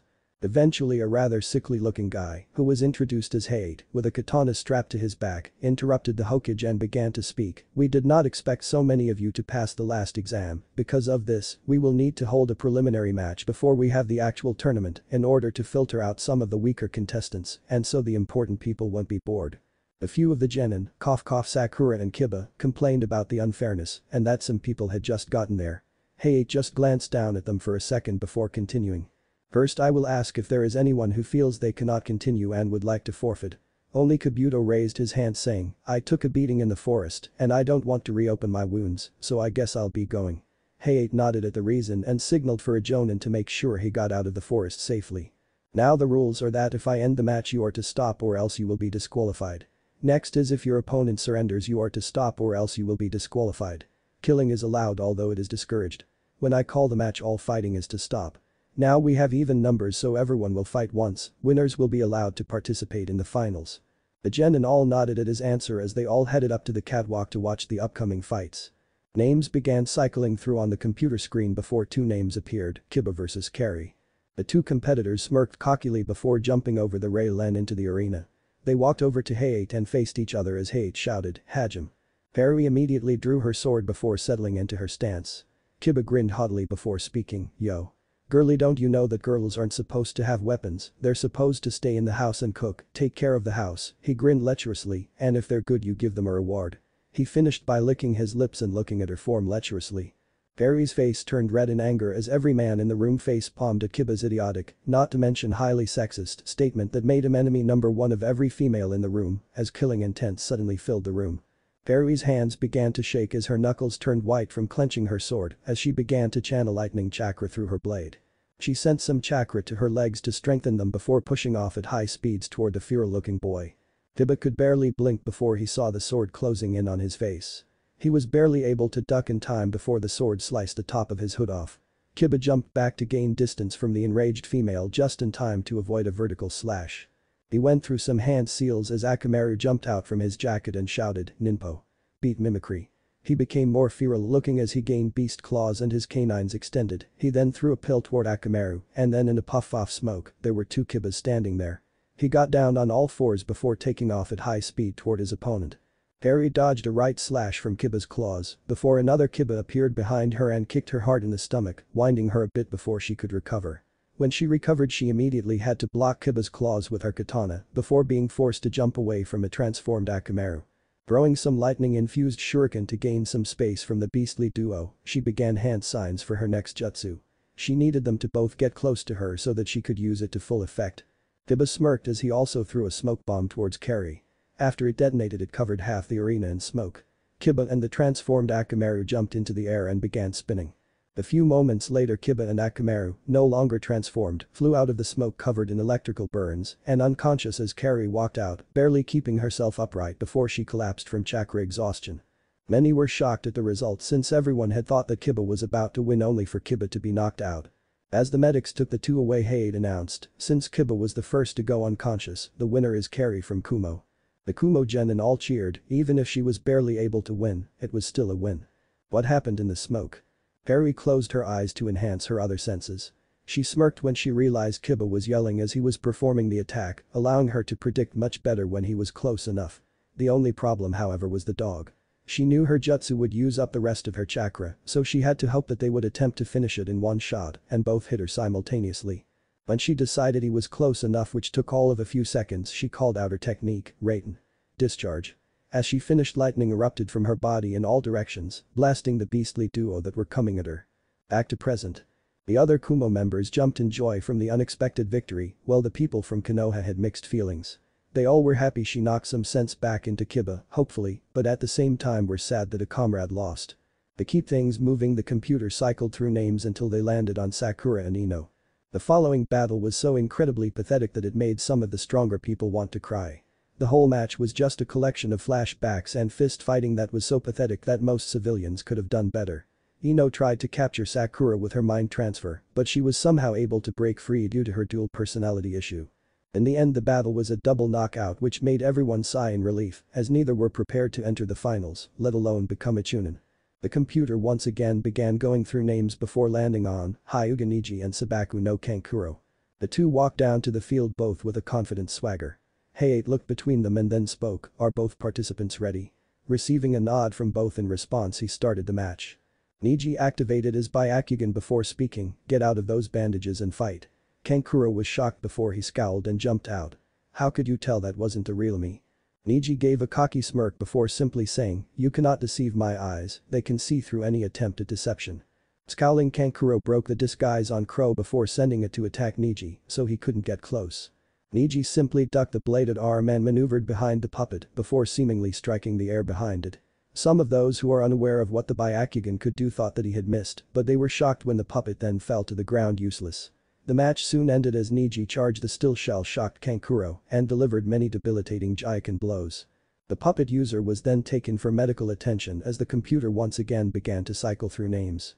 The computer stopped on Tenten and Sabaku no Tamari. The two stepped onto the field before the match began. The match was pretty one-sided for the most part, as no matter what Tenten threw at Tamari, she just blasted it away with her fan. The match ended when Tamari got bored and trapped Tenten in a whirlwind of razor-sharp wind blades. As the names once again began to cycle through before landing on Shikamaru and Yoroi Akato. As Hayate began the match, Yoroi immediately charged at Shikamaru and in a display that disgusted almost everyone in the small arena, dislocated all his joints and wrapped Shikamaru up. He then spoke to the shadow user, "Give up or I'll snap your neck." Shikamaru's teammates looked worried as Shikamaru just breathed out a troublesome before looking back at the man currently giving him the world's most disturbing bear hug and said, "Try it."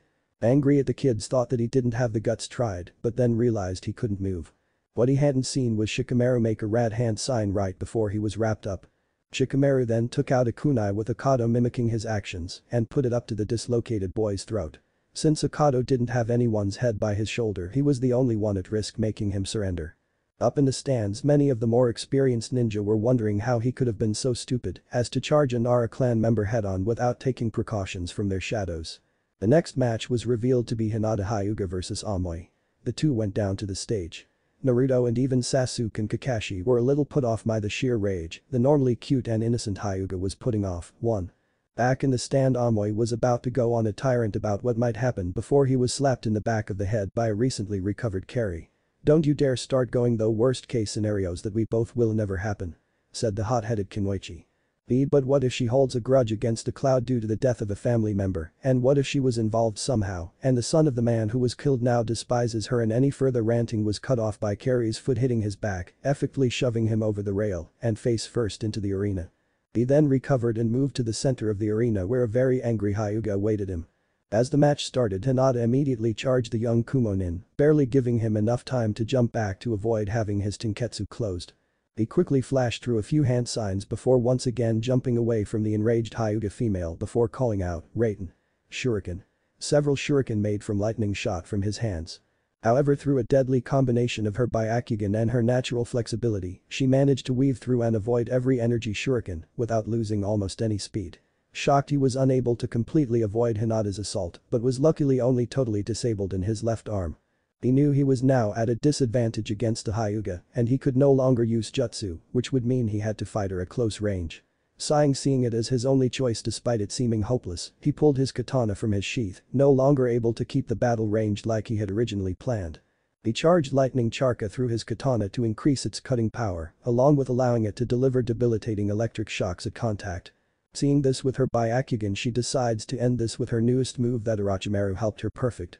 Taking a firm stance and placing both of her palms facing forward with the left partially outstretched and her right kept closer to her stomach, too. As she does this she closes her eyes and begins to carefully mold her chakra. Seeing her preparing for what looks like a powerful attack, Amoy begins to charge, hoping to end it with one slash.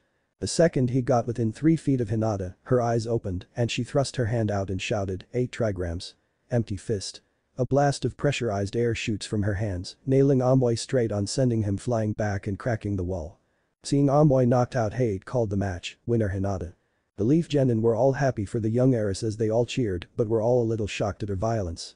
The foreign shinobi were all indifferent to her win, except for the Cloud Ninja, who were all shocked that Amoy was taken down so easily, while Carrie was wondering if Amoy's ramblings were actually spot on for once. At this point Naruto was getting a bit anxious waiting for his match. The computer cycled through names again before landing on Choji Akimichi and Naruto Uzumaki. The second his name appeared, Naruto jumped the railing and ran to his starting point. Knowing how strong Naruto was after seeing him take down some of the better people in his class made him nervous about fighting him. Seeing his students' nerves, Asuma bent down and whispered into his ear, "If you win I'll treat you to all-you-can-eat barbecue." The second Asuma uttered the word barbecue, Choji roared in determination as, like Naruto, he vaulted over the railing and ran to his starting position. Hei chuckled a little bit at their eagerness before coughing violently. After he recovered he said, "Hajime," and jumped out of the way. Given his K, Choji immediately jumped back and said, "Ninpo." Expansion technique. Causing his entire body to swell. Then his head and appendages tucked into his body and chakra shot out, causing him to pick up large amounts of speed. Seeing the speeding meat tank, Naruto jumped up into the air over the top. In mid-air he flipped and pulled out a few senbon before he threw them at Choji. Due to the Fa Big Bone Boy's rapid spinning, the senbon were just knocked away without doing any damage. Naruto touches back down on the ground before seeing Choji turn around for another charge. Making a large leap back, he got it so that he positioned himself right in front of one of the arena's walls. Seeing Choji getting close, he quickly throws a kunai into the air before quickly substituting with it, making Choji smash into the wall without getting his target. The wall slowed Choji's rolling to an almost complete stop, giving Naruto the opportunity he needed to quickly launch senbon from his wrist-mounted launcher. The senbon found their mark and stuck into the plump boy's back. It took a few seconds longer due to his increased size, but just as he was preparing to charge Naruto again, he felt his vision waver before he fell into blissful unconsciousness. Hei called the match in Naruto's favor as Naruto pulled out a small syringe containing the antidote and injected into his ex-opponent before the medical staff took the young Akimichi away. The remaining fighters were all getting anxious as they saw the computer start going through names again. Eventually, after what seemed like an eternity to the competitors, the computer landed on Shino Aburam and Yujiro Nai. The two competitors walked down to the arena as Hayate looked at the two young shinobi before shouting his traditional Hajime. His insects, having sensed her large amount of chakra before and knowing that she could easily overpower him. Knowing this, he threw down a smoke, hoping to provide himself with some cover. Seeing this, Yujiro was but on guard. Feeling a chakra signature behind her, she smirked and immediately pulled out a kunai and stabbed it into Shino, who was behind her. However, her smirk faltered, and instead of bleeding and falling to the ground, he exploded into bugs which immediately latched themselves to her skin.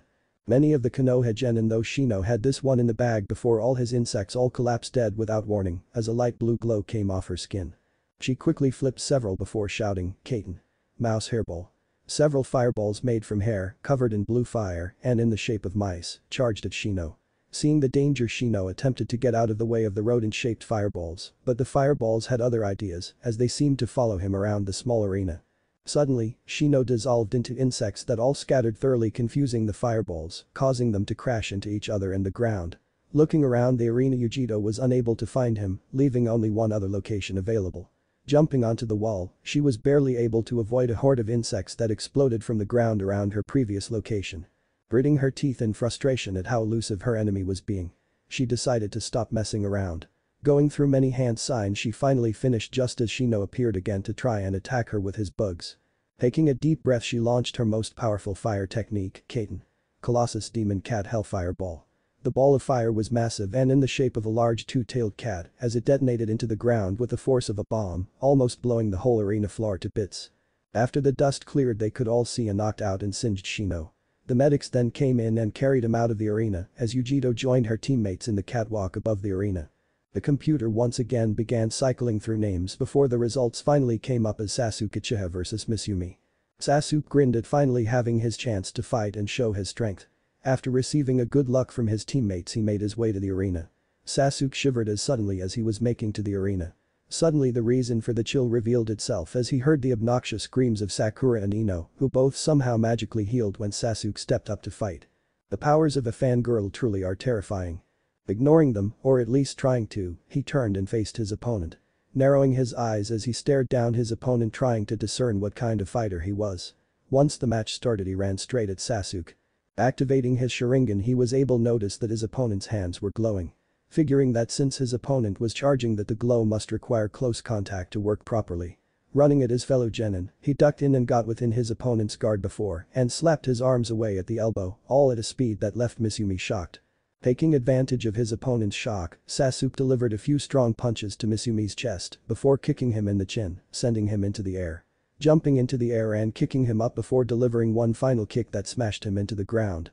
Seeing that Misumi was out cold, he declared Sasuke the winner. After walking back to the catwalk the two final contestants went out to fight. Gaara floated down on a platform of sand emitting an enormous amount of bloodlust. Lee shouted about youth before leaping the rail down to the stadium and running to the starting position. This battle will basically be the same as in canon, so if you don't want to read it again, you can skip it and not miss much, but I'm still writing it since I'm not that lazy. Pate shouted for them to start and Lee exploded from his spot as sand burst from Gaara's gourd.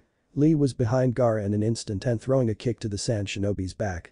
The kick however was immediately blocked by a wall of sand that formed. After several attempts to hit Gaara, all of which failed, Lee jumped back away from the homicidal Jinchuriki. I then shouted Lee. Take them off. Lee looked at his sensei shocked, but you said only to do that when I'm protecting my precious people. I'll allow it this time Guy responded with his patented good guy pose. Jumping on top of the large statue of the rat seal pulling out 2 bars from under his leg warmers. The sand ninja scoffed at him thinking that taking off a few pounds would change anything when facing Gaara. However the entire stadium were all left gaping in shock when the bars hit the ground, each forming craters where they landed. Lee gave a large smile now that he could move more freely and immediately shot off at Gaara even faster than he had before. Gaara's sand couldn't react in time and Gaara was launched into a nearby wall. The sand shinobi present were all gaping at the fact someone actually managed to land a hit on Gaara. Gaara stood back up much to the shock of Lee, but everyone noticed that Gaara's face was starting to crack and fall away, revealing that Gaara had a layer of sand over his skin acting as armor. Taking advantage of the fact that Gaara was still a bit stunned from the impact Lee ran at Gaara and kicked him into the air. Activating the first gate and delivering a volley of kicks at Gaara. He faltered for a moment when the strain the gates were putting on his muscles pained him. After kicking the sand shinobi he wrapped him up in bandages and drove his head into the ground. Jumping back panting heavily he looked on in horror as the Gaara he thought he beat dissolved into sand, with a real Gaara coming out of the ground. Due to the strain that was put on his muscles along with Gaara becoming much more offensive due to taking a hit, Lee soon found his arm and leg caught in sand. Gaara looked on coldly as he mutters, "Sand funeral" as the sand crushed his arm and leg. The sand began creeping over the rest of his body before it was blasted away by Guy.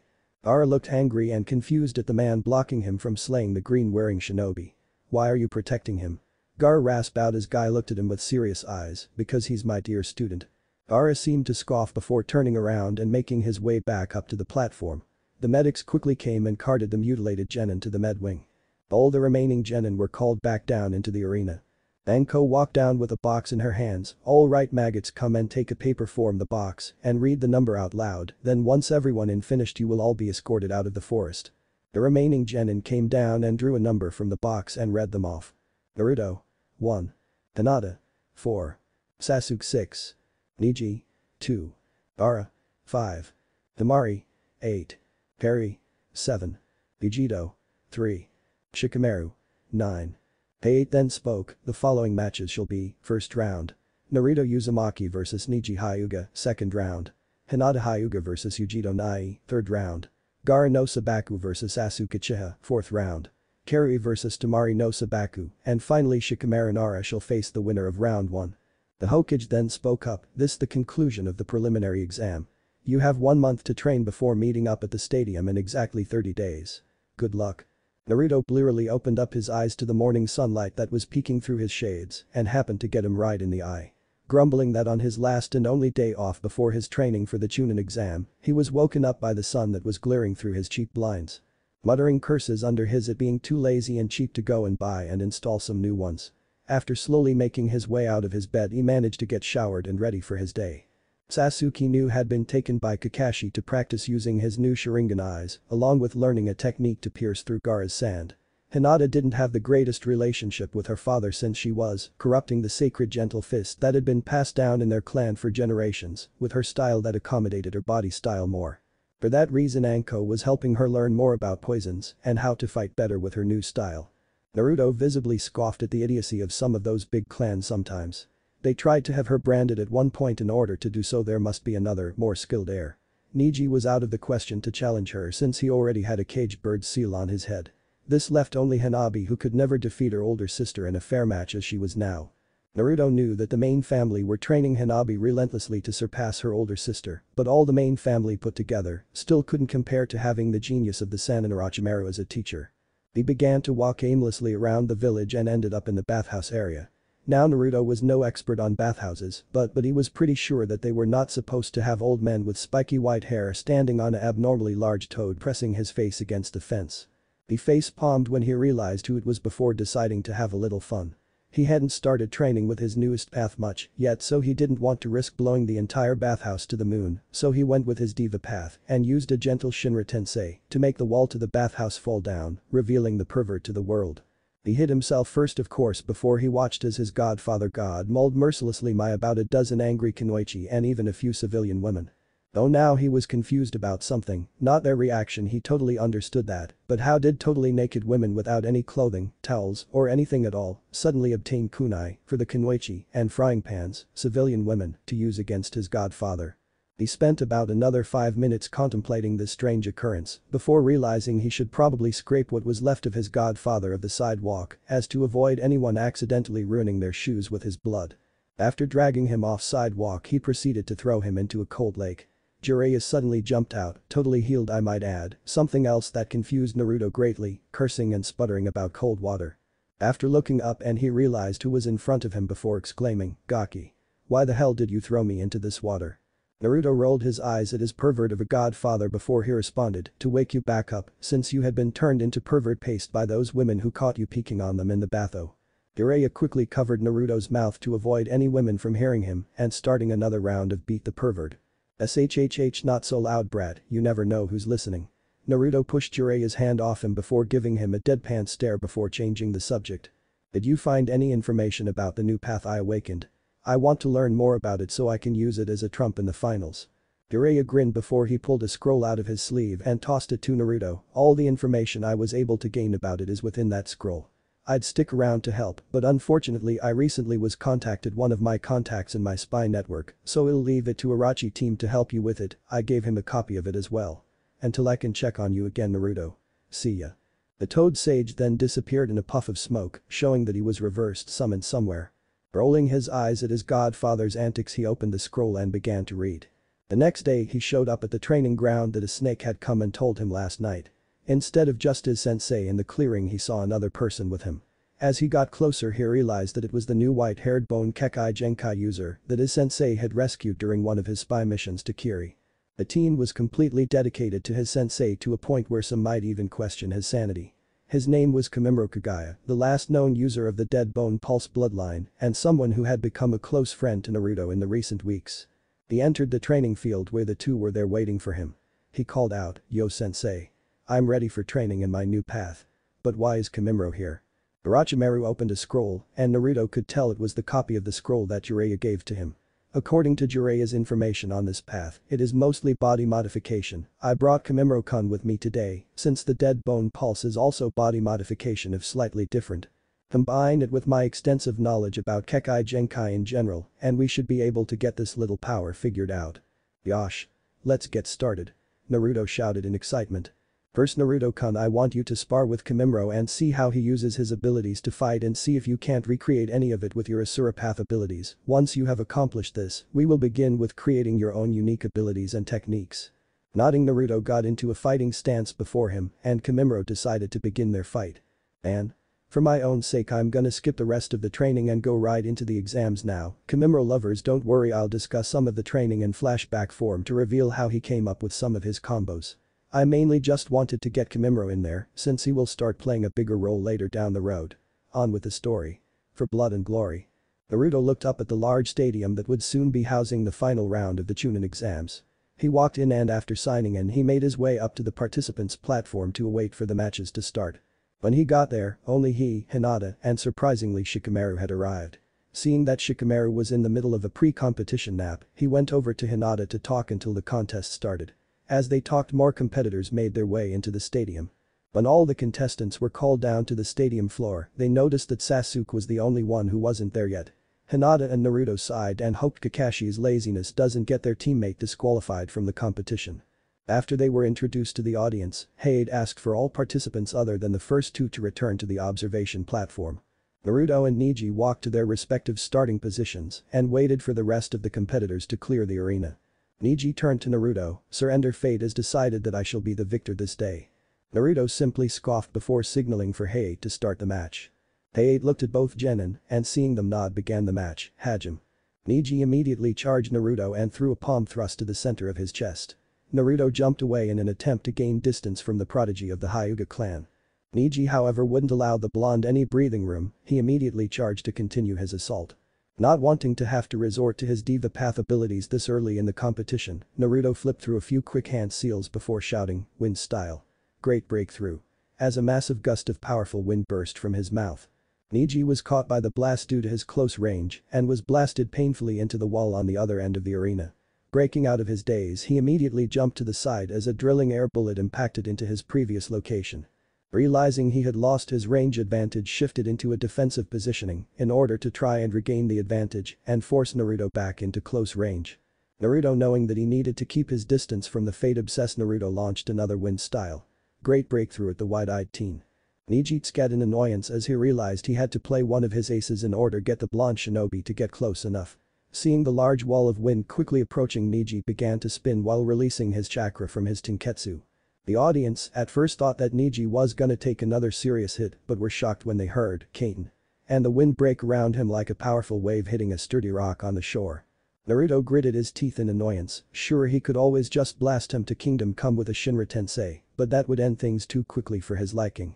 Realizing that his only other choice would be to use pre-top path to absorb the chakra, but he would have to get close to do that, putting him within Neji's ideal range. Seeing no other choice, Naruto withdrew Shinryu and sent a wave of flame at Neji, who used Kekkei to block the attack. As Naruto was about to charge his pre-top path into the blade and cut through the Kekkei by relieving it of chakra, the Kekkei burst and Neji came flying out.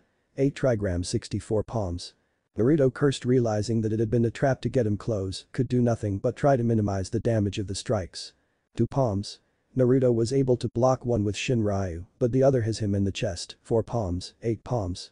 Naruto was having more and more difficulty blocking the rapidly increasing strikes. 16 palms, 32 palms. At this point Naruto couldn't keep up anymore and was sent sprawling by Neji, who finished with a shout of 8 trigrams. 64 palms. Neji, seeing Naruto sprawled on the ground, looked up to the proctor and said, "He won't be getting up, call the ma." He was cut off by the sound of laughter, specifically coming from Naruto. "Ha.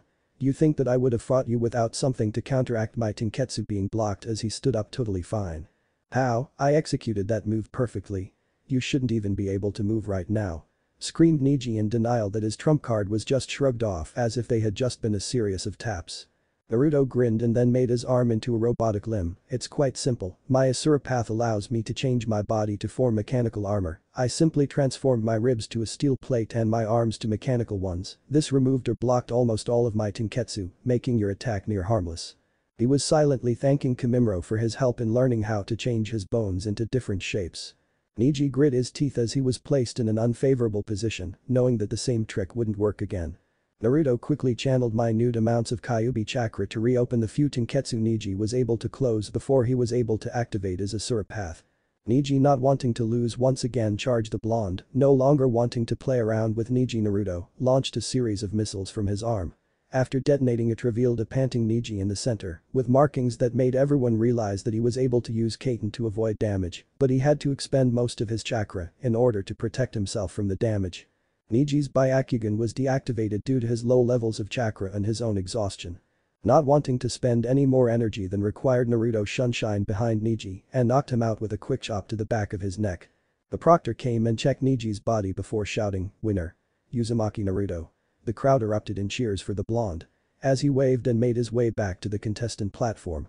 He was greeted by a hug from his female teammate, who congratulated him for his win before she realized she was still hugging him and blushed before stepping back. Naruto smiled and thanked her while thinking, she looks kinda cute like that, wait what? Where did that come from? She's just a teammate and a good friend, stop thinking weird thoughts. Sure kid, whatever floats your boat, Kurama chuckled within his cage. Shaking himself out of his thoughts, Naruto wished Hinata good luck on her match as she made her way down to the ring. She blushed before thanking him and jumping down to the arena. Up in the cage booth, the cages were discussing the match. I was hoping to see the blonde brat use more of his Rinnegan abilities. Grumbled the Raikage. Hiruzen chuckled at his fellow cage. Naruto doesn't like relying too heavily on his Rinnegan, specifically his Diva Path. He says it ends the battles too quickly and just pointing at people and sending them flying isn't very fun. This time it was the Kazuki who spoke, he is very skilled, but my son Gaara shall win this tournament. The Raikage snorted, nonsense, Yujito will be the victor, she is one of our most promising genin, and her squad has been trained by my brother himself. This caused the other cage's eyebrows to rise slightly, oh. Killer Bee took on students. This next match should be rather interesting since Hinata is one of Orochimaru's students and our most promising up-and-coming Kunoichi. The Kazuki smiled, then this next match should prove most interesting. Her face darkened however when she saw the Kumo headband on her opponent. Not wanting to waste any time, she told the proctor to start the match. Yujito's eyes narrowed at the Hyuga girl for what she did to her teammate in the preliminary round. Knowing of the Hyuga's deadly taijutsu, she jumped back before shouting, Kaiten. Mouse hairball. Just like in her fight with Shino, several mouse-shaped hairballs cloaked in a bluish fire were launched at Hinata. Narrowing her now activated Byakugan, she charged chakra to her hands as she sped forward. Cloaking her hands in a bluish chakra, she charged straight forward. Seeing the fireballs about to hit her, she completed the final stage of her new jutsu as the chakra on her hands transformed into what looked like lion heads and called out, gentle step. Twin lion fists. She punched out the fireballs, her new technique stealing the chakra from them as she continued on her path straight for the female blonde Jinchuriki. 1. Yujito was slightly shocked seeing her favorite jutsu so easily defeated, as if she was simply swatting away flies. Adapting, she saw that she was only seconds away. She channeled some of Matabi's chakra to extend and sharpen her nails for close-range combat. The fight was truly something to behold. Both females possessed near-inhuman flexibility. Every jab, kick, punch, thrust was evaded or blocked. It almost looked like a dance. Eventually, due to her advantage of having her Byakugan, Hinata was able to land a solid blow to the Kumo girl's stomach, sending her flying. Yujito stood up coughing up some blood. Kitten, be careful, that attack did more than just steal some of your chakra, it also attacked your internal organs. I was able to heal the damage, but be careful. 2. Nodding and thanking her Biju for the information, she realized that she needs to stay away from this girl. Hinata grinned when she saw Yujito stand back up. 3. And immediately charged towards her to continue her assault. Yujito would have none of it however as she unleashed a large ball of blue fire at Hyuga girl, who quickly rolled out of the way only for Yujito to be right in front of her with a blue flaming fist. The fist impacted with Hinata only for her to erupt in water. A Mizu Bunshin. When up in stands, many people were asking the same thing. Anko decided to speak up. When the Kumo chick shot the fireball, she made a Mizu Bunshin to distract her. Since she could see past the flame with her Byakugan, she could tell Yujito was coming around to blindside her. She smirked before adding, Hinata's about to finish this. Immediately after the Mizu Bunshin burst, Hinata burst out of the ground, hands still in the lion-shaped chakra shrouds, with a cry of 8 trigrams 64 palms. Due to her shock, Yujito could do nothing as strike after debilitating strike hit her. 2 palms, 4 palms, 8 palms. Yujito was coughing up blood at this point, but Hinata didn't let up. 16 palms, 32 palms, 8 trigrams 64 palms. But the final powerful strike, Yujito was sent flying into the arena wall, making a large dent. Hidden, you have to use my power if you want to win. Growling lightly at not being able to win with her own power, Yujito's body began to take on a rangy glow. Raikage, are you insane? You sent a Jinchuriki to a rival village's Chunin exam, the Hokage yelled while the Kazuki was just whistling innocently in the background, hoping to avoid having the professor's wrath turned on him. The Raikage grunted, the Chunin exams are meant to project strength, what better way to project strength than with a Jinchuriki? You had your Rinnegan boy competing, and Yujito was the only eligible shinobi that stood a chance against him. Hiruzen sighed and just prayed that Hinata would come out of this okay. Back in the arena, Hinata was panting, having deactivated her lion fists to save chakra. She knew she was in deep trouble, she was almost out of chakra, and that last attack took a lot out of her physically. She refused to give up though, she would show this Kumo bitch what it meant to mess with a Hyuga. Entering a defensive stance to conserve energy, Hinata waited for the Kumo nin's charge. Vegito was now covered in an orange chakra cloak with 2 triangles of chakra on her head that looked like ears and a lanky energy tail like a cat would have. Her nails and fangs had also increased in length and her eyes looked more feral. Hinata tensed her muscles to react for when Vegito attacked. Vegito crouched and down like a cat and pounced. Hinata was unprepared for just how much speed the blonde-haired Kunoichi gained. She was hit with a devastating punch to the stomach as she coughed out blood and was sent flying to the other end of the arena. She never impacted a wall or floor as Vegito appeared next to her again and delivered a powerful kick that sent her crashing into the ground. Vegito was about to deliver a punch to the down and unconscious girl when an invisible force sent her flying into a way. Medics rushed out and put Hinata on a stretcher and took her away as Hate called the match in her favor. In the contestant booth, Naruto stood with his hair shadowing his eyes and his palm outstretched into the middle of the arena. Everyone knew that he had been the one to stop Vegito even though he had never moved from his position. He then quickly rushed out of the participant area and sprinted toward the medic room to check on Hinata. On his way down he was intercepted by a nurse who blocked him at the entrance. "Let me through. I need to check on Hinata-chan," yelled Naruto, not even noticing the chan he added to the end of her name. "Calm down, she's going to be fine. Just some internal bleeding and some fractured bones. Nothing a bit of medical ninjutsu and some rest can't fix. She is going to be sore for a few days though, so make sure she doesn't train too hard." Naruto sighed, sad that he couldn't see her but accepting that she will be fine in a few days. With this information he begrudgingly made his way back to the platform. Arriving back at the platform he was just in time to see Kekkei get blasted into a wall unconscious with numerous cuts covering her body. Winner. Temari no Sabaku. Temari puffed her chest out confidently as she made her way back to the balcony where the other competitors were without a scratch. From what Naruto got from Shikamaru, it was pretty one-sided due to Temari being able to overpower all of Kekkei's lightning techniques with her wind and that Kekkei wasn't fast enough to get in close.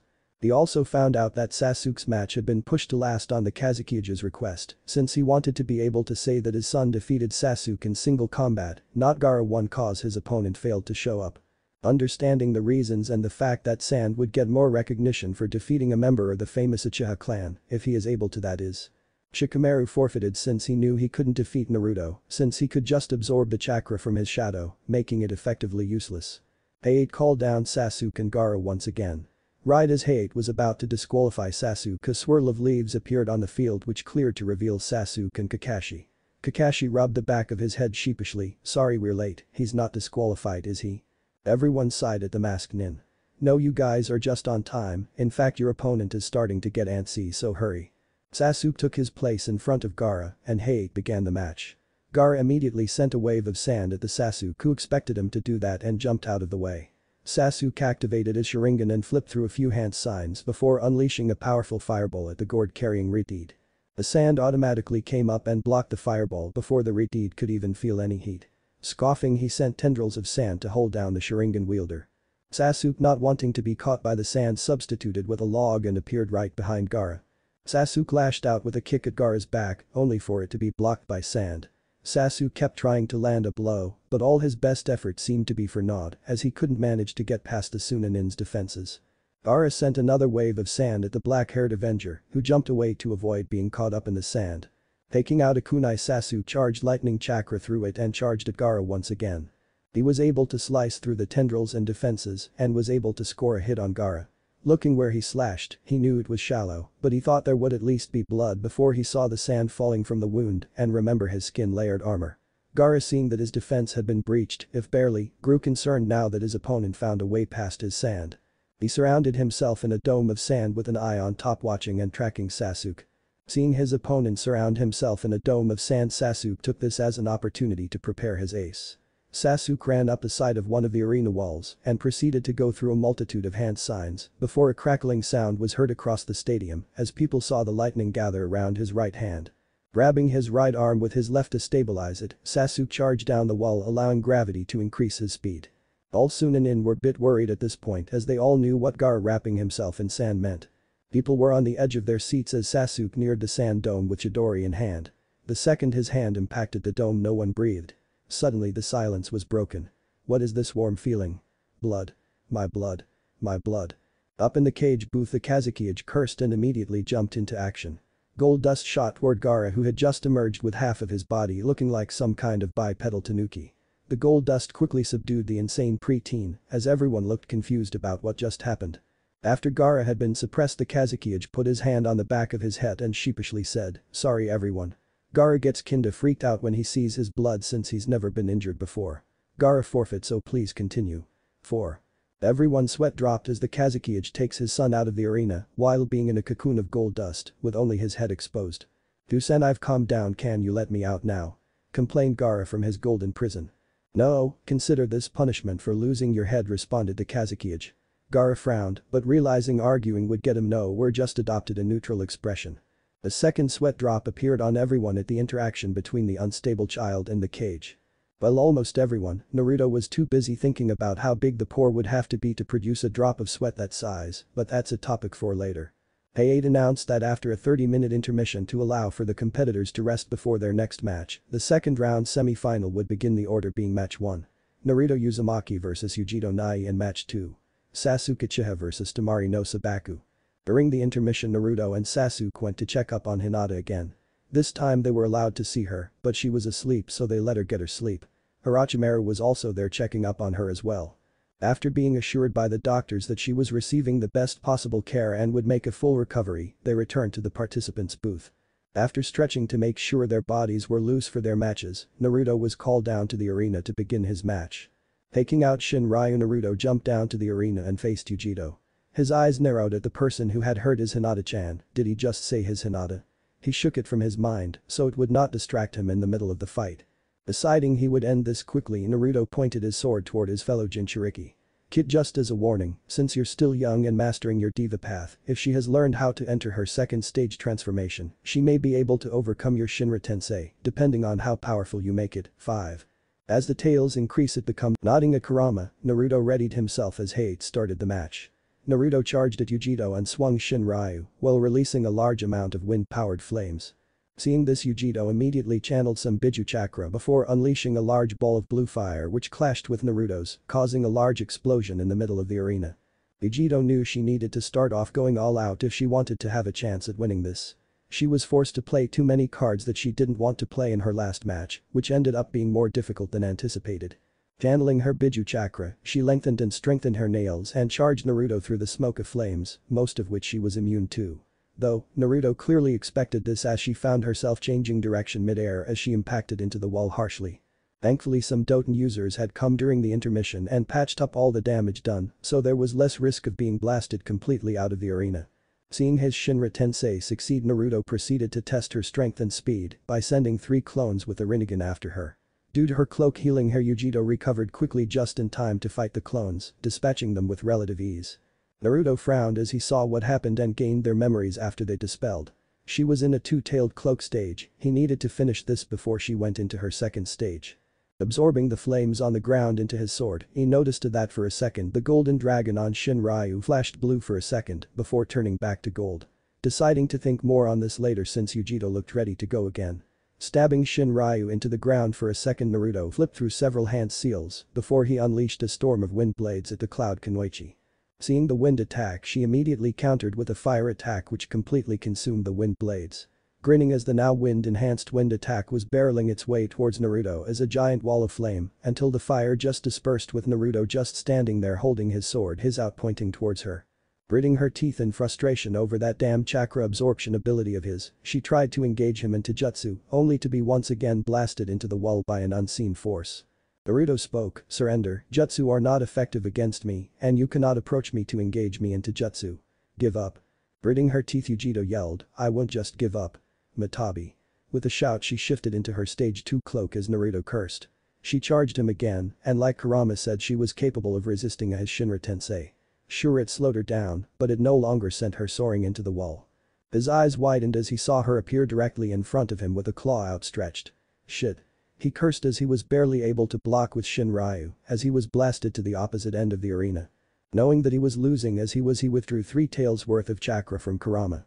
Now capable of reacting to her attacks, her next attack missed by a mile as he jumped away from her punch which cratered the ground. The cages were growing concerned as the 2 Jinchuriki went at it, hoping that no one got seriously hurt. Naruto charged Shinryu with wind chakra and was able to slash at Yujito and managed to siphon off some of her demon chakra. Realizing that she needed to gain distance from him, she launched a large fireball at him. Naruto absorbed the chakra from it again, but he knew that the attack was only meant to delay him from following up. She seemed to have forgotten that he can do more than repulse object. He stretched his hand out again.